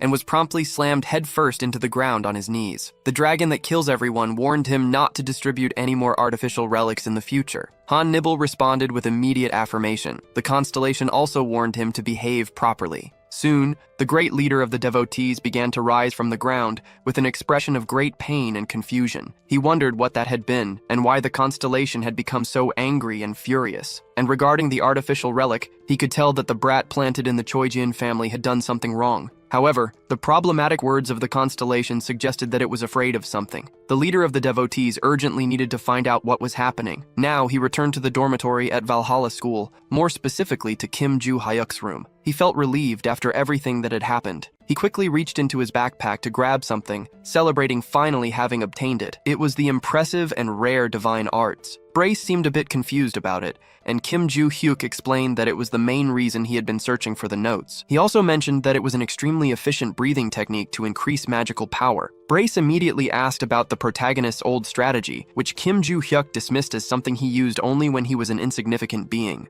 Additionally, he explained that when he had found those divine arts 300 years ago, he couldn't change because they had already been ingrained in his body. When Kim Joo-hyuk fought Barchi, he ended up being defeated because of the horrible breathing technique, which drained his magical power. But now he could start anew with that new body. He decided to stop training his physical body for a while since he needed to learn the divine arts first. Brace then asked about the situation that had happened earlier, noting that Kim Joo-hyuk had left Choi Aron alone with the unconscious villain. The protagonist explained that someone was approaching, so he left in a hurry, but everything would work out somehow. Now we rewind the story, returning to the battle. Choi Jin-gyun was lying face down on the ground, unconscious. Kim Joo-hyuk watched him with a tense and concerned expression. Brace quickly asked if he had killed the villain, to which Kim Joo-hyuk replied that he couldn't kill him because he had already been involved in another incident in Valhalla, compromising everything. However, since there were faint traces of magic, the boy would probably survive, which Brace confirmed positively. Kim Joo-hyuk then asked if Choi Aron could stand up, discovering that she could, according to her, and just as he was about to say something else, he noticed someone approaching at that moment, likely the girl's family on their way, which could interfere with finding the notes. The protagonist then called the girl, and she promptly responded. He ordered her not to strain herself since her family was already arriving, and informed her that he had to leave due to obligations, which she acknowledged. Kim Joo-hyuk told Choi Aron to claim she had dealt with the villain alone in case her group didn't know. He revealed that the boy had lost a lot of energy in the last attack while bidding farewell to the girl. She said she understood everything, bidding him farewell and planning to see him again at school. Now he returned to the present, concluding the protagonist's memories, as he continued to plan something regardless. He wanted to retrieve the inventory stones as soon as he mastered the divine arts, since last time he couldn't absorb all their magical power. But up until that moment, he just wanted to rest for a while. Now he returned to the Trojan family province. The family leader was gathered with several people at a table at that moment. He said that thanks to the press present at the selection test site, news articles had been published very quickly. He found out that most people had already read them. One of those articles stated that the Trojan family was a joke. Another claimed that the group had ties to the devotees. The family leader was very concerned about the chaos, stating that he couldn't believe there was a malicious infiltrator in the Trojan group. Furthermore, he revealed that an official letter had been released by the association with a declaration from them. He said that something similar had happened to the Ventric family, and since their ties were distant, they had remained silent. But this approach would no longer work. The leader asked about Choi Aron and also informed him of Choi Jin-gun's arrest, learning that the little girl was safe and being treated in the family hospital. He also discovered that the injury had been significant, but the bleeding had stopped and the organs had not been damaged, eliminating the need for surgery. Upon learning this, the leader expressed his great relief. Someone at the table informed him that there were some articles about Ms. Aron. The news praised her, saying she had defeated a member of the devotees despite being just a student. Following in Kim Joo-hyuk's footsteps, the family leader was a bit confused since the little girl had gone against her own group, yet the reports were celebrating this. Then, a man sitting at the table said that all of this was a relief because the selection test had ended in chaos, but the next family head had been confirmed. It also explained that those kinds of articles would certainly help Choi Aron establish her position as the successor, with the leader agreeing. The leader thought it was good for the little girl to have a legitimate chance to prosper, but defeating Jin-gun on her own raised many strange suspicions. At this point, we can go back in time to the leader's memory. It was when he and his assistant saw Choi Aron sitting in front of Choi Jin-gun. She explained that her brother had chased her with dark magic, which was why she had knocked him out. The leader questioned how Choi Aron had done that, as much magical power had been seen emanating from the mountains. Meanwhile, the girl was lifted by the assistants. She quickly responded that Kim Joo-hyuk had taught her that. Now, return to the present with the family leader. He was reading articles about the protagonist and thinking about him concluding this tense and enigmatic chapter. We begin this chapter at the mega school of Valhalla. Kim Joo-hyuk had just arrived in his classroom at that moment. Suddenly, he saw something that caught his attention. It was Choi Aron sitting quietly and calmly in her chair. He thought she would still be in the hospital, but she seemed completely fine. She then turned her head toward him. She waved at him shyly with a small, happy smile on her face. A boy wondered if that smile was meant for him, but Kim Joo-hyuk brought him back to reality with 2 quick illusions. Now we go back a little in time to the protagonist reading his notes. Suddenly, he heard a familiar noise, becoming very alert. It was Choi Arun, informing him that she wouldn't be able to train for a while, which was expected given how much blood she had lost. Kim Joo-hyuk quickly responded, saying it was no problem since he would be solving some issues in the coming days. She then sent several stickers, making him quite nervous with so many messages in a row. Suddenly, Grace appeared saying he had something to reveal, piquing his curiosity. He informed him that the dark magic was very familiar. Kim Joo-hyuk questioned him about his memory, but Grace couldn't recall anything. He explained that he hadn't forgotten, but seemed to have something blocking his memory. Kim Joo-hyuk hypothesized that the cause was that pesky guy Brace had mentioned before, and Brace agreed. Brace said he wasn't 100% sure, but satisfying the second condition might theoretically overcome that block. The protagonist then associated this with the center of the Great Forest. He thought it was just an area used for performance evaluations, but it also served for the final practical exam, where the worst performers were immediately expelled. Kim Joo-hyuk then reached the unfortunate conclusion that he would have to wait until the exam period, losing a lot of time. Now we return to the present, where the protagonist emphasized that he needed time to adapt to Shingong anyway, quickly deciding to search for the center of the forest. Suddenly, the teacher entered the classroom, ordering the students to organize themselves. He informs the class that an announcement would be made before the lesson begins. He asks about the inter-school competition happening next month, and learns that the students were already aware. Kim Joo-hyuk ponders over the battle, and Brace adds that the teacher mentioned it after the bi-monthly exam. The gray-haired man explains that the school intends to select students with highest scores in the final exams to participate. Right after saying this, he calls the protagonist to his office, leaving him confused. Now, leave the classroom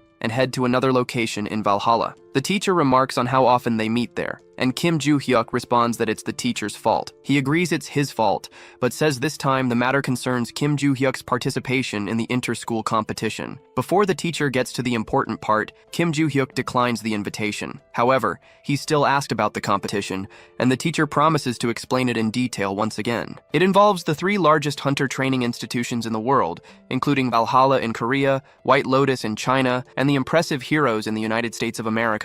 Each selects several first-year students to represent them in a competition involving combat, maze escapes, and various other challenges. For this reason, Valhalla plans to send those who scored the highest in the practical exam. Kim Joo-hyuk then shows clear disinterest in the matter. The teacher tries to explain the benefits, but Kim Joo-hyuk says he's not interested in money or similar rewards. He reaffirms this, though the teacher doesn't seem too concerned. The teacher then brings up the Great Forest Center in the conversation, catching the boy's interest as it is the location of the final exam. The teacher explains that since the final task is at Valhalla, it will involve entering the Great Forest Center, essentially bypassing the winners of the last exam. However, if someone fails to complete it, they will have to attempt again during the final exams. After hearing this, Kim Joo-hyuk confirms his understanding. He then announces his desire to participate in the inter-school competition. Now we shift to the vast Ventrix estate, located in the United Kingdom. There, the family head, Adelia, asks about the progress of the preparations. She is told everything is going well, but it will take another month to complete, to which she responds that everyone should simply continue their efforts. She also inquires about Valhalla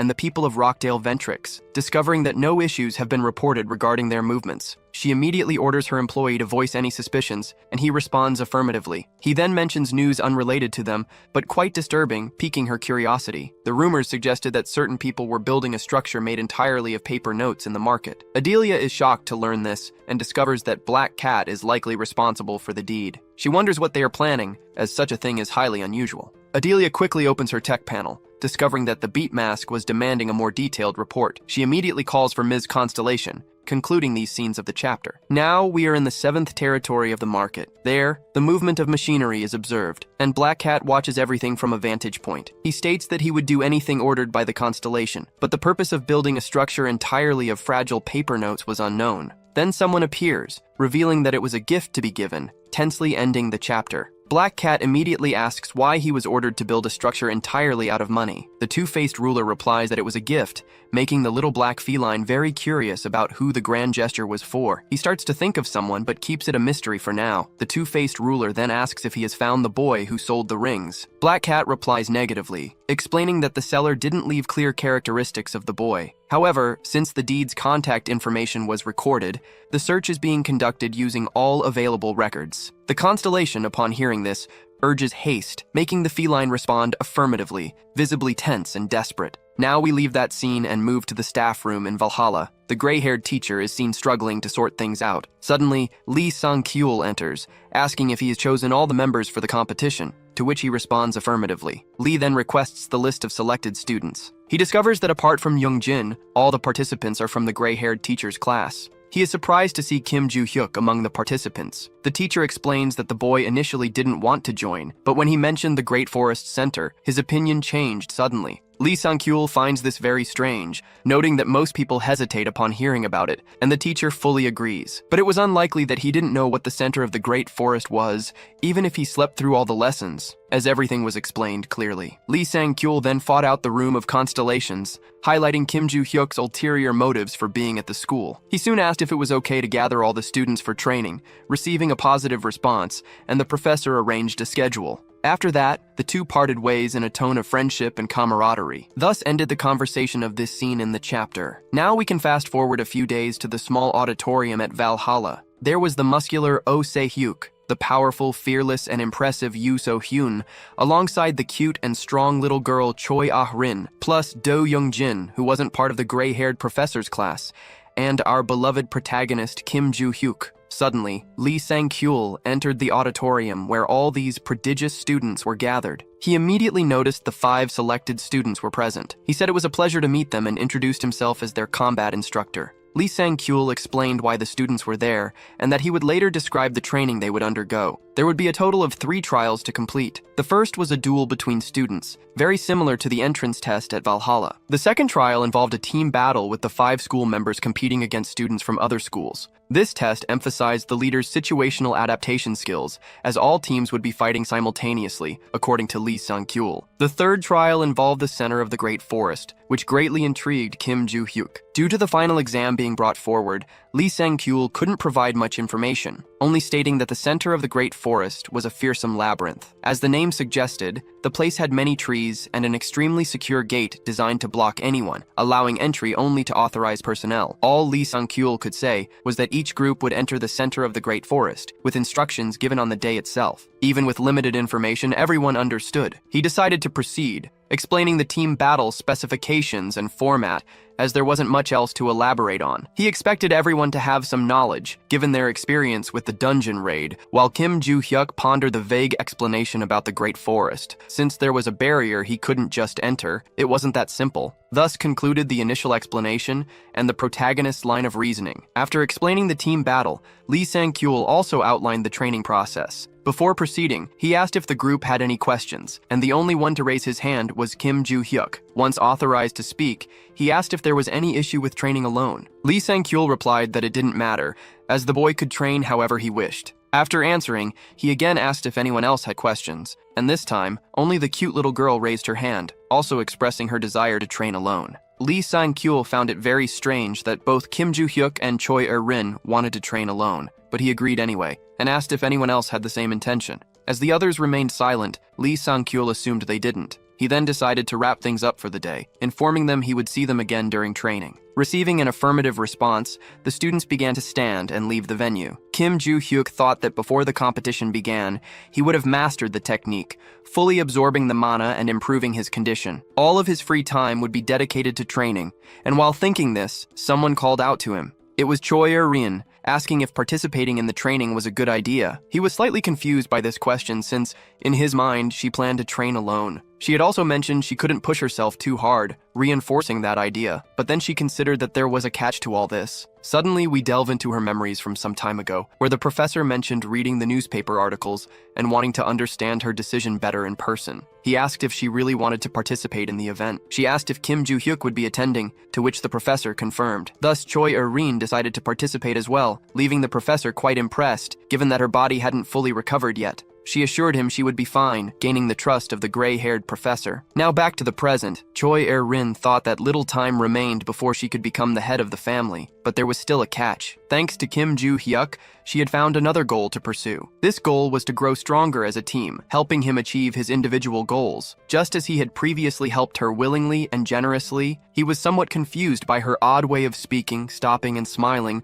but nonetheless advised her not to overtrain, and she responded firmly. Kim Joo-hyuk then explained that most of the training would focus on mana control, and that their physical preparation would center on walks, which she confirmed positively. After giving all the instructions and tips, he bid farewell to Choi Er-rin, informing her he would finish his work and then help her a bit more. Now we find ourselves in what appears to be a prison, with the moon shining in the dark sky. A man with broken teeth was screaming in agony, begging for mercy in that place. He just wanted to leave, offering bribes to the men there. One of them held an extremely sharp and large knife in his hands, with a dark and frightening expression. He suddenly struck the young show-off in the chest, making him groan and bleed heavily. The man collapsed to his knees, his hands behind his back, unconscious and defeated. Lisa asked why Elle hadn't finished the situation already, and he replied that it wouldn't be fun to end it so quickly. The girl became enthusiastic, as another mission had arisen to be successfully completed. The boy asked if it was a new target to kill, and she responded affirmatively. On the girl's phone was a picture of Kim Joo-hyuk, the young man from Valhalla, ending the chapter with a shocking mission against the protagonist. The vigilante's victim was still there,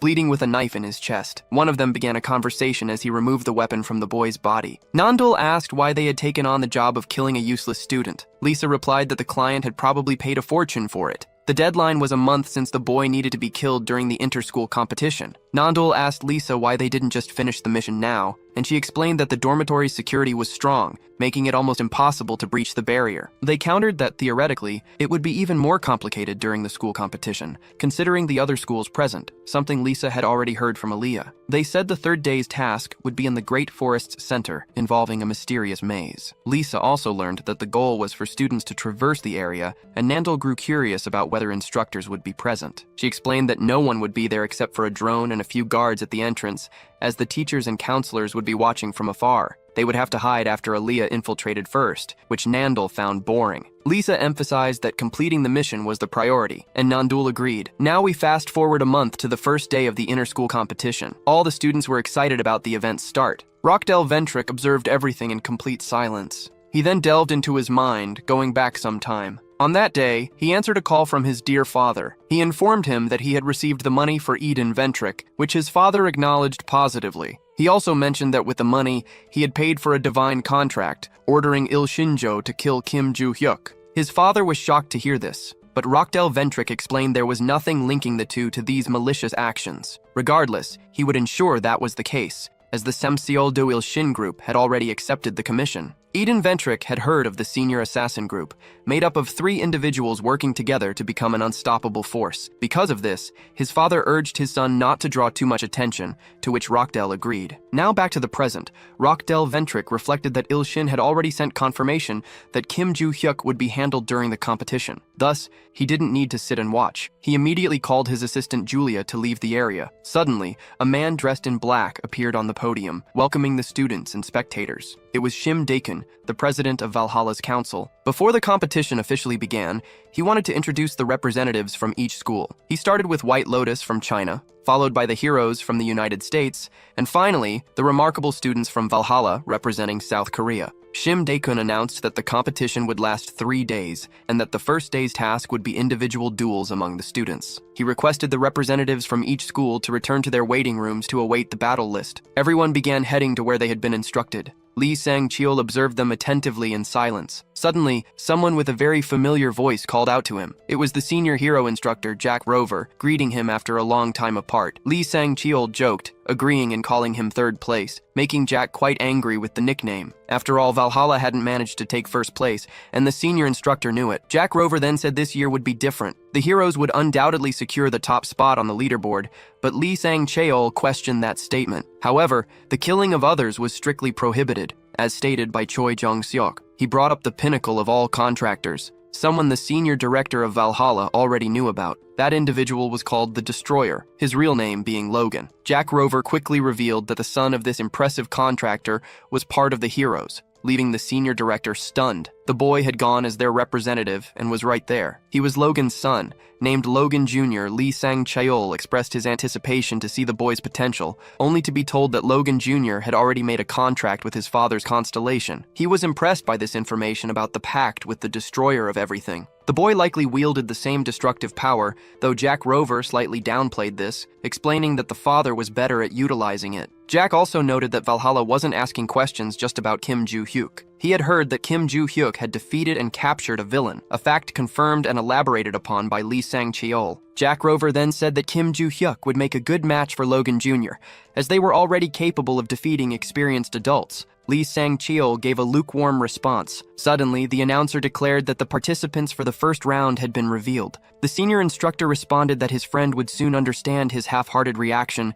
specifically after watching the fight. At this moment, Kim Joo-hyuk was already standing in front of his opponent. Shim Deok-hoon explained that the rules were simple, and essentially the same for all matches. The first to win would be declared the victor. Even if a vital point was hit with a weapon, the stadium system would automatically reduce the damage, sending electric pulses to mimic the pain for the target. This protection system would remain in effect until the next round. After the countdown, the matches could begin. As Kim Joo-hyuk listened to the announcer, he wondered why they used something like that, and Bray said it was to ensure he remained fit to fight at least through the first and second days. The countdown was already in its final seconds. It ticked down to the last moment. Suddenly, the starting signal was given, and Kim Joo-hyuk charged quickly at his target. But then, he felt something unexpected. His attack had been blocked by his opponent. The opponent mocked Kim Joo-hyuk's apparent weakness, ending this chapter with the beginning of what promised to be an epic battle. Kim Joo-hyuk replied that he didn't think he was strong, but rather that he aimed for a long road ahead. The boy retorted, saying his enemy was more modest than he expected. But for Kim Joo-hyuk, it didn't matter whether he was kind or talkative. He was still growing. While fighting, he asked his opponent how much longer he could withstand his powerful blows. Meanwhile, the boy stood completely still, fearful of what was coming. Kim Joo-hyuk quickly prepared to strike him without mercy. He delivered a super strong and powerful blow to the boy's frail body. The boy felt his knees gasping for air, commenting on the weight of that punch. Kim Joo-hyuk said the boy was quite tough since he had hoped to knock him out with just one punch but failed. The senior instructors were watching everything attentively from above. Lee Sang-cheol commented that the boy was indeed strong. Jack Rover responded that he had seen Kim Joo-hyuk's performance alongside his students before, but there was a catch. Back then, he didn't seem as intimidating. Still, Jack Rover held on to hope because the battle wasn't over yet, and Logan Jr. hadn't used his destructive power. Logan Jr. was already preparing his magical attack. Kim Joo-hyuk observed him calmly without hesitation. Meanwhile, the attack drew closer and closer to his head, even ripping out a few strands of hair. Kim Joo-hyuk remained highly alert as he realized the potency of the magic. He immediately counterattacked his opponent, who had become overconfident. Afterward, Kim Joo-hyuk noticed the missing tufts of hair on his head, recognizing that this was likely some form of destructive ability. Meanwhile, Logan Jr. felt as though he was about to faint, even after only 2 hits to his stomach. He thinks that if he couldn't perfect the destruction skill, there would be no reason to use it. But he quickly reconsiders this decision because he still had another option to follow. Suddenly, he places his hands on the ground, absorbing a significant amount of magic. The ground couldn't withstand the pressure and quickly began to crack apart. Kim Joo-hyuk wonders what that could be and why the boy is destroying the concrete in the area. Then, he begins to put his plan into action. After stomping hard on the ground, all the concrete starts to levitate. Logan Jr. thinks that since Kim Joo-hyuk can dodge attacks by seeing them, he would need to strike from a place out of sight to win. But the protagonist had blood in his eyes and was intensely focused on the battle. Suddenly, Logan Jr. realizes that Kim Joo-hyuk had found him. But at that moment, it was already too late to retreat, so he decided to continue his attack. His decision was utterly foolish because out of nowhere, he took a hit from a piece of concrete to his forehead. Kim Joo-hyuk immediately reveals that he had seen him hiding behind the tiles, but also adds that it wouldn't have been easier to find him if he had been attacking with magic. Then the protagonist lands a powerful punch to his opponent's face after saying all that, sending him flying far away until he stopped with a harsh impact. The announcer quickly declares the end of the round, aiming Kim Joo-hyuk from Valhalla Academy as the winner. Lee Sang-cheol comments that this explains his calm demeanor, while Jack Rover is left speechless. He also states that the boy is a true prodigy monster. In the next round, Kim Joo-hyuk faces Lee Won-pong from White Lotus, winning effortlessly. After that, his opponent Lee Bella from The Heroes also loses easily. Finally, we arrive at the individual duel against the sweet Choi Ah-rin. She remarks that they had reached the final round. suggesting that Valhalla's victory was merely guaranteed, and that there was no real reason for the battle except to establish the ranking. She asks if she should forfeit since the winner would receive the scholarship, and she didn't care much about the prize. Kim Joo-hyuk shares the same sentiment, but orders her not to give up because it would be presumptuous not to demonstrate combat skills. He also says that Choi Ah-rin should show him how much she had improved. Then Kim Joo-hyuk commands her to attack, saying he would consider her injury. The girl immediately responds affirmatively, preparing to strike. She grips her sword tightly and charges at her friend and trainer. He too was eager for the battle. After the fight, the announcer appeared stunned and tense. Jack Rover and Lee Sang-kyul were also shocked by what they witnessed. The students from Valhalla watched in awe. Kim Joo-hyuk had just delivered a powerful blow to Choi Ah-rin, who lay on the ground. The announcer quickly declares Kim Joo-hyuk the winner of the individual duels in that year's inter-school competition. Brace criticizes the protagonist's cruel actions, reminding him he promised to go easy. He responds that he had held back by not hitting the girl's abdomen. Kim Joo-hyuk says forcing her to fall face first to the ground was an improvisation, leaving his mental adversary confused. He then explains that the girl's sword trajectory had tilted toward his stomach, so he had forced it downward, making it clear. Kim Joo-hyuk realizes he had grown significantly stronger, marveling at the evolution of his mana and noting he could now reserve some of it. He also noticed something else. Choi Ah-rin had improved significantly. This concludes this part of the intense chapter. Now was my time with the moon shining in the dark sky. Lee Sang-kyul congratulated Valhalla's team at that moment, also asking if everyone was okay, to which they responded affirmatively. He explained that thanks to the protection system, they were unharmed, though a few scratches could be seen, recommending they check themselves thoroughly. He also announced that he would provide additional information about the next day's formation. Kim Joo-hyuk thought that waiting longer to go to the Great Forest Center was a huge waste of time. Lee Sang-kyul then informed them that the team meeting was over and ordered them to rest, to which they agreed. He immediately left the area. Suddenly, someone called out to him from behind. It was the prodigious and powerful Kim Joo-hyuk. The instructor quickly asked if the boy was curious about something, and he responded affirmatively. It was about the group battle the next day. Kim Joo-hyuk wanted to know if, upon completing the test, he could head straight to the final trial in the Great Forest Center. Lee Sang-kyul said that this had never happened before, so he would have to check the rulebook. He quickly informed Kim Joo-hyuk that there were 2 clauses, piquing the protagonist's curiosity. The inter-school competition committee assigned only 1 basic trial per day to students, but there were exceptions. Lee Sang-kyul then began to recite 2 rules to the boy. The first was about finishing the task before the allotted time, and the second involved appropriate battle conditions. Kim Joo-hyuk asked about his professor's criteria. He questioned whether, if he completed everything correctly, he could move on to the next trial. Lee Sang-kyul responded that if the boy finished early and went to the teacher's room, it would be fine to start the challenge in the afternoon. Kim Joo-hyuk acknowledged this, saying he would see him the next day. The two bid farewell on that beautiful dark night. Brace asked the protagonist about his plans, and he affirmed that it was a relief to know about the trial in advance. The strange-looking man said he understood, commenting on the trial. Yesud Kim Joo-hyuk was planning to eliminate students from the other academies, but Kim Joo-hyuk called him an idiot, explaining he was referring to the first trial, not the second. Brace acknowledged his misunderstanding, and the protagonist thought about one more thing. It was that he had no time to waste concluding the scenes of this chapter. Now we move to the next day in Valhalla's surrounding area called Yasin. The announcer expressed his pleasure in seeing everyone again, ready to reveal the second trial of the inter-school competition. That day's event would be a group battle with the 5 representatives from each academy facing off in the mountains, a difficult task due to the terrain. A megadrome with a massive camera would broadcast the trial. All the Valhalla students were already preparing for the start. The girl with the tiara wondered when Kim Joo-hyuk would arrive, as the trial was about to begin.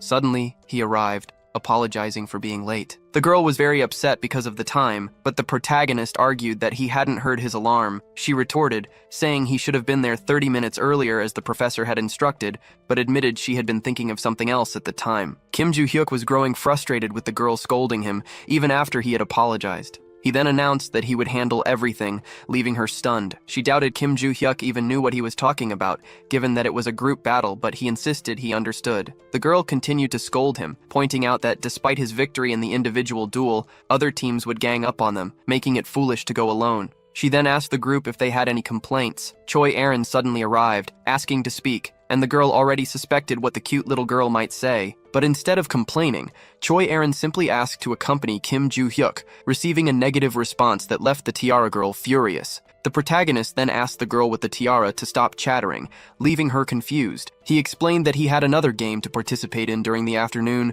While the countdown for the trial's start began, The girl grew angrier and more confused about what he was saying. Kim Joo-hyuk didn't respond, claiming she talked too much, and besides, only 3 seconds remained before the trial began. He simply wanted to prepare for the center of the Great Forest. Then the trial finally started with the White Lotus team fully prepared for battle. Suddenly, they were startled by the arrival of the protagonist who had found them. The group leader panicked, as it was the boy from Valhalla standing before them, demanding their readiness. Kim Joo-hyuk mocked them, saying he was impressed with their reaction time. The White Lotus team was soon eliminated, leaving Logan Jr. stunned and confused. The team was already out of the game just 10 minutes into the battle. Logan Jr. thought that the cursed Valhalla students must have gone straight for the White Lotus team, acting quickly to avoid being attacked first. Suddenly, a teammate called out to him, reporting the detection of magic in a specific direction. Logan Jr. quickly asked if it was the Valhalla group. He was told it wasn't a group but a single person. Logan Jr. then ordered Luke and Dane to maintain the magical shield, and they promptly complied. Melissa's role was to prepare enhancement magic, and she also responded affirmatively. Debella was ordered to reinforce their shield, though she was already doing so. The group appeared very powerful after all their preparations. Melissa questioned the necessity of all of this, considering it was only a solitary threat.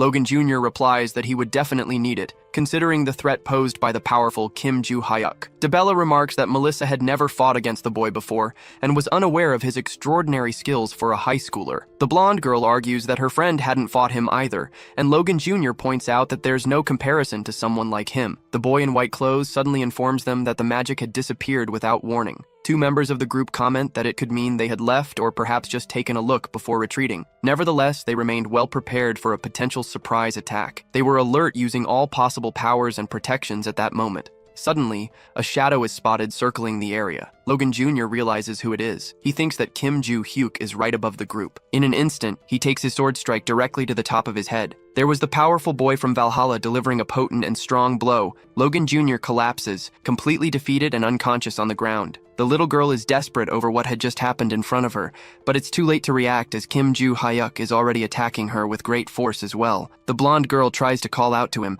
preparing to take him by surprise. He wonders what the yellow orb flying toward him is, and immediately defeats the girl because no matter the situation, she should never have thrown a magical circle. Suddenly, 2 more boys from Logan Jr.'s group appear behind him, aiming to attack with their fists. But Kim Joo-hyuk is fully prepared, gripping his powerful sharp sword firmly. With a single decisive strike, he kicks them both down without hesitation. The cowardly boys are left writhing in pain and agony after being hit squarely. Kim Joo-hyuk then eliminates the heroes effortlessly, relying solely on his strategies. He immediately starts thinking about heading toward the center of the Great Forest, concluding this action-packed and thrilling chapter. Now we're in Valhalla's grand monitoring room, where the announcer wonders how everything had unfolded so quickly. Kim Joo-hyuk had finished the battle in less than 23 minutes, most of which he spent exploring the area. According to the man with the mustache, this would disrupt the day's schedule, posing a significant problem. Lee remarks that according to the rules, they could begin the next trial immediately if there was enough time. The next test would take place in the Great Forest, and Valhalla's assistant chief sought approval to speak with the other teachers to proceed. The competition's coordinator requests that they inform him of their decision, which they affirmatively agree to do. Lee reflects that Kim Joo-hyuk is both fearsome and cunning, likely having inquired about this possibility because he knew such situations could arise. He and his close friend Jack Rover begin to leave the area. The leader of the heroes agrees to proceed with the trial, but notes they still need to speak with the White Lotus instructors. He finally became convinced after watching the group battle, and believed the outcome wouldn't change even if the tests were postponed. Now he understood why his friend had referred to Kim Joo-hyuk as a true warrior monster. Lee's sanctuarial acknowledges all those words shared by his friend. The two then decide to speak first with the White Lotus group leaders, concluding this chapter's partnership and camaraderie section. Now we're in Valhalla's rest area. The troublesome girl contemplates taking the initiative, considering the teacher had made her the group leader, but in the end she hadn't done anything useful. Moreover, she had lost to Choi Ah-rin in the individual matches the previous day, likely because the girl had trained with Kim Joo-hyuk. At that pace, she would definitely fall behind, but she was determined not to let that happen. She considers setting aside her pride and asking Kim Joo-hyuk to teach her all his impressive tricks and techniques. Suddenly, someone arrives, calling the student representatives from the academies. He announces that the next day's survival test in the labyrinth had been moved up by a day and would now take place that same afternoon at precisely 1 p.m., without delays. Choi Ah-rin thinks that things happened exactly as Kim Joo-hyuk had predicted, while the announcer instructed the organization of groups for the final evaluation. But suddenly, the protagonist declares he has something to reveal to his group. He immediately announces that he would go alone to the center of the Great Forest, and that the rest of the team would be on their own. But if they had any problems, they could call him, leaving the annoying little girl stunned by this additional individual match involving the prodigy boy. She thought they had already won the 2 previous trials, so they just needed to avoid getting the worst score in the final test. Even if it was a survival challenge in a labyrinth, the center of the Great Forest was more about the environment itself, rather than any major concerns with monsters. Kim Joo-hyuk was slightly confused by all of this, and the girl also won a cool nickname. Thus, this tense preparation for the trials in that feared and dangerous place concluded. Now, we are at the center of the Great Forest, specifically at the labyrinth's gate. The announcer informed everyone that the students had reached the final test of the competition: survival in the dreaded labyrinth. Everything was quite similar to the previous evaluation, with the audience able to watch events through a holographic screen. Before the test began, the commander gave some warnings about the labyrinth, specifically regarding the trial's content and evaluation criteria. The center of the Great Forest, where the day's evaluation would occur, was a location shaped by enormous trees, as its name implied. Inside, there was a labyrinth unlike any other, a unique environment where it never stopped raining, with low-level monsters and few threats. The rain and thick shrubs were the real challenges to survival. The trial's content focused on how well someone could survive. When the students entered the labyrinth, their conditions would be assessed, and after 5 hours, those least affected would receive higher scores. Combat between groups was prohibited. Suddenly, after all of these explanations, the story shifted to the abandoned warehouse of Valhalla. Someone arrived, informing the vigilance that the students had entered the dangerous forest. It was Shinjo Samsul Olya promptly responding to them. There seemed to be some magic blocking their access to the labyrinth's main gate, maintained by 2 individuals, according to the group leader. The man said they would need to deal with the dew first. Suddenly, an impressive purple portal opened, and the trio immediately disappeared, teleported away. A screen full of flickering and darkness appeared abruptly afterward. Watching the battle, Lee Sang-hyul wondered what that could be. The monitoring cameras in the forest center were all failing simultaneously. As a result, the students in the labyrinth could face problems, so all the teachers gathered decided to enter the forest, according to the master instructor. Everyone began running toward the trial area. Lee Sang-hyul arrived, exhausted and out of breath, shocked by what he saw in front of him. Everything there was utterly destroyed and collapsing, leaving him confused about what had happened. Now, you won't find out what happened until the next video. We don't know if everyone's still alive or not. If you think they are, let us know in the comments. I hope to see you here tomorrow for another amazing manhwa video.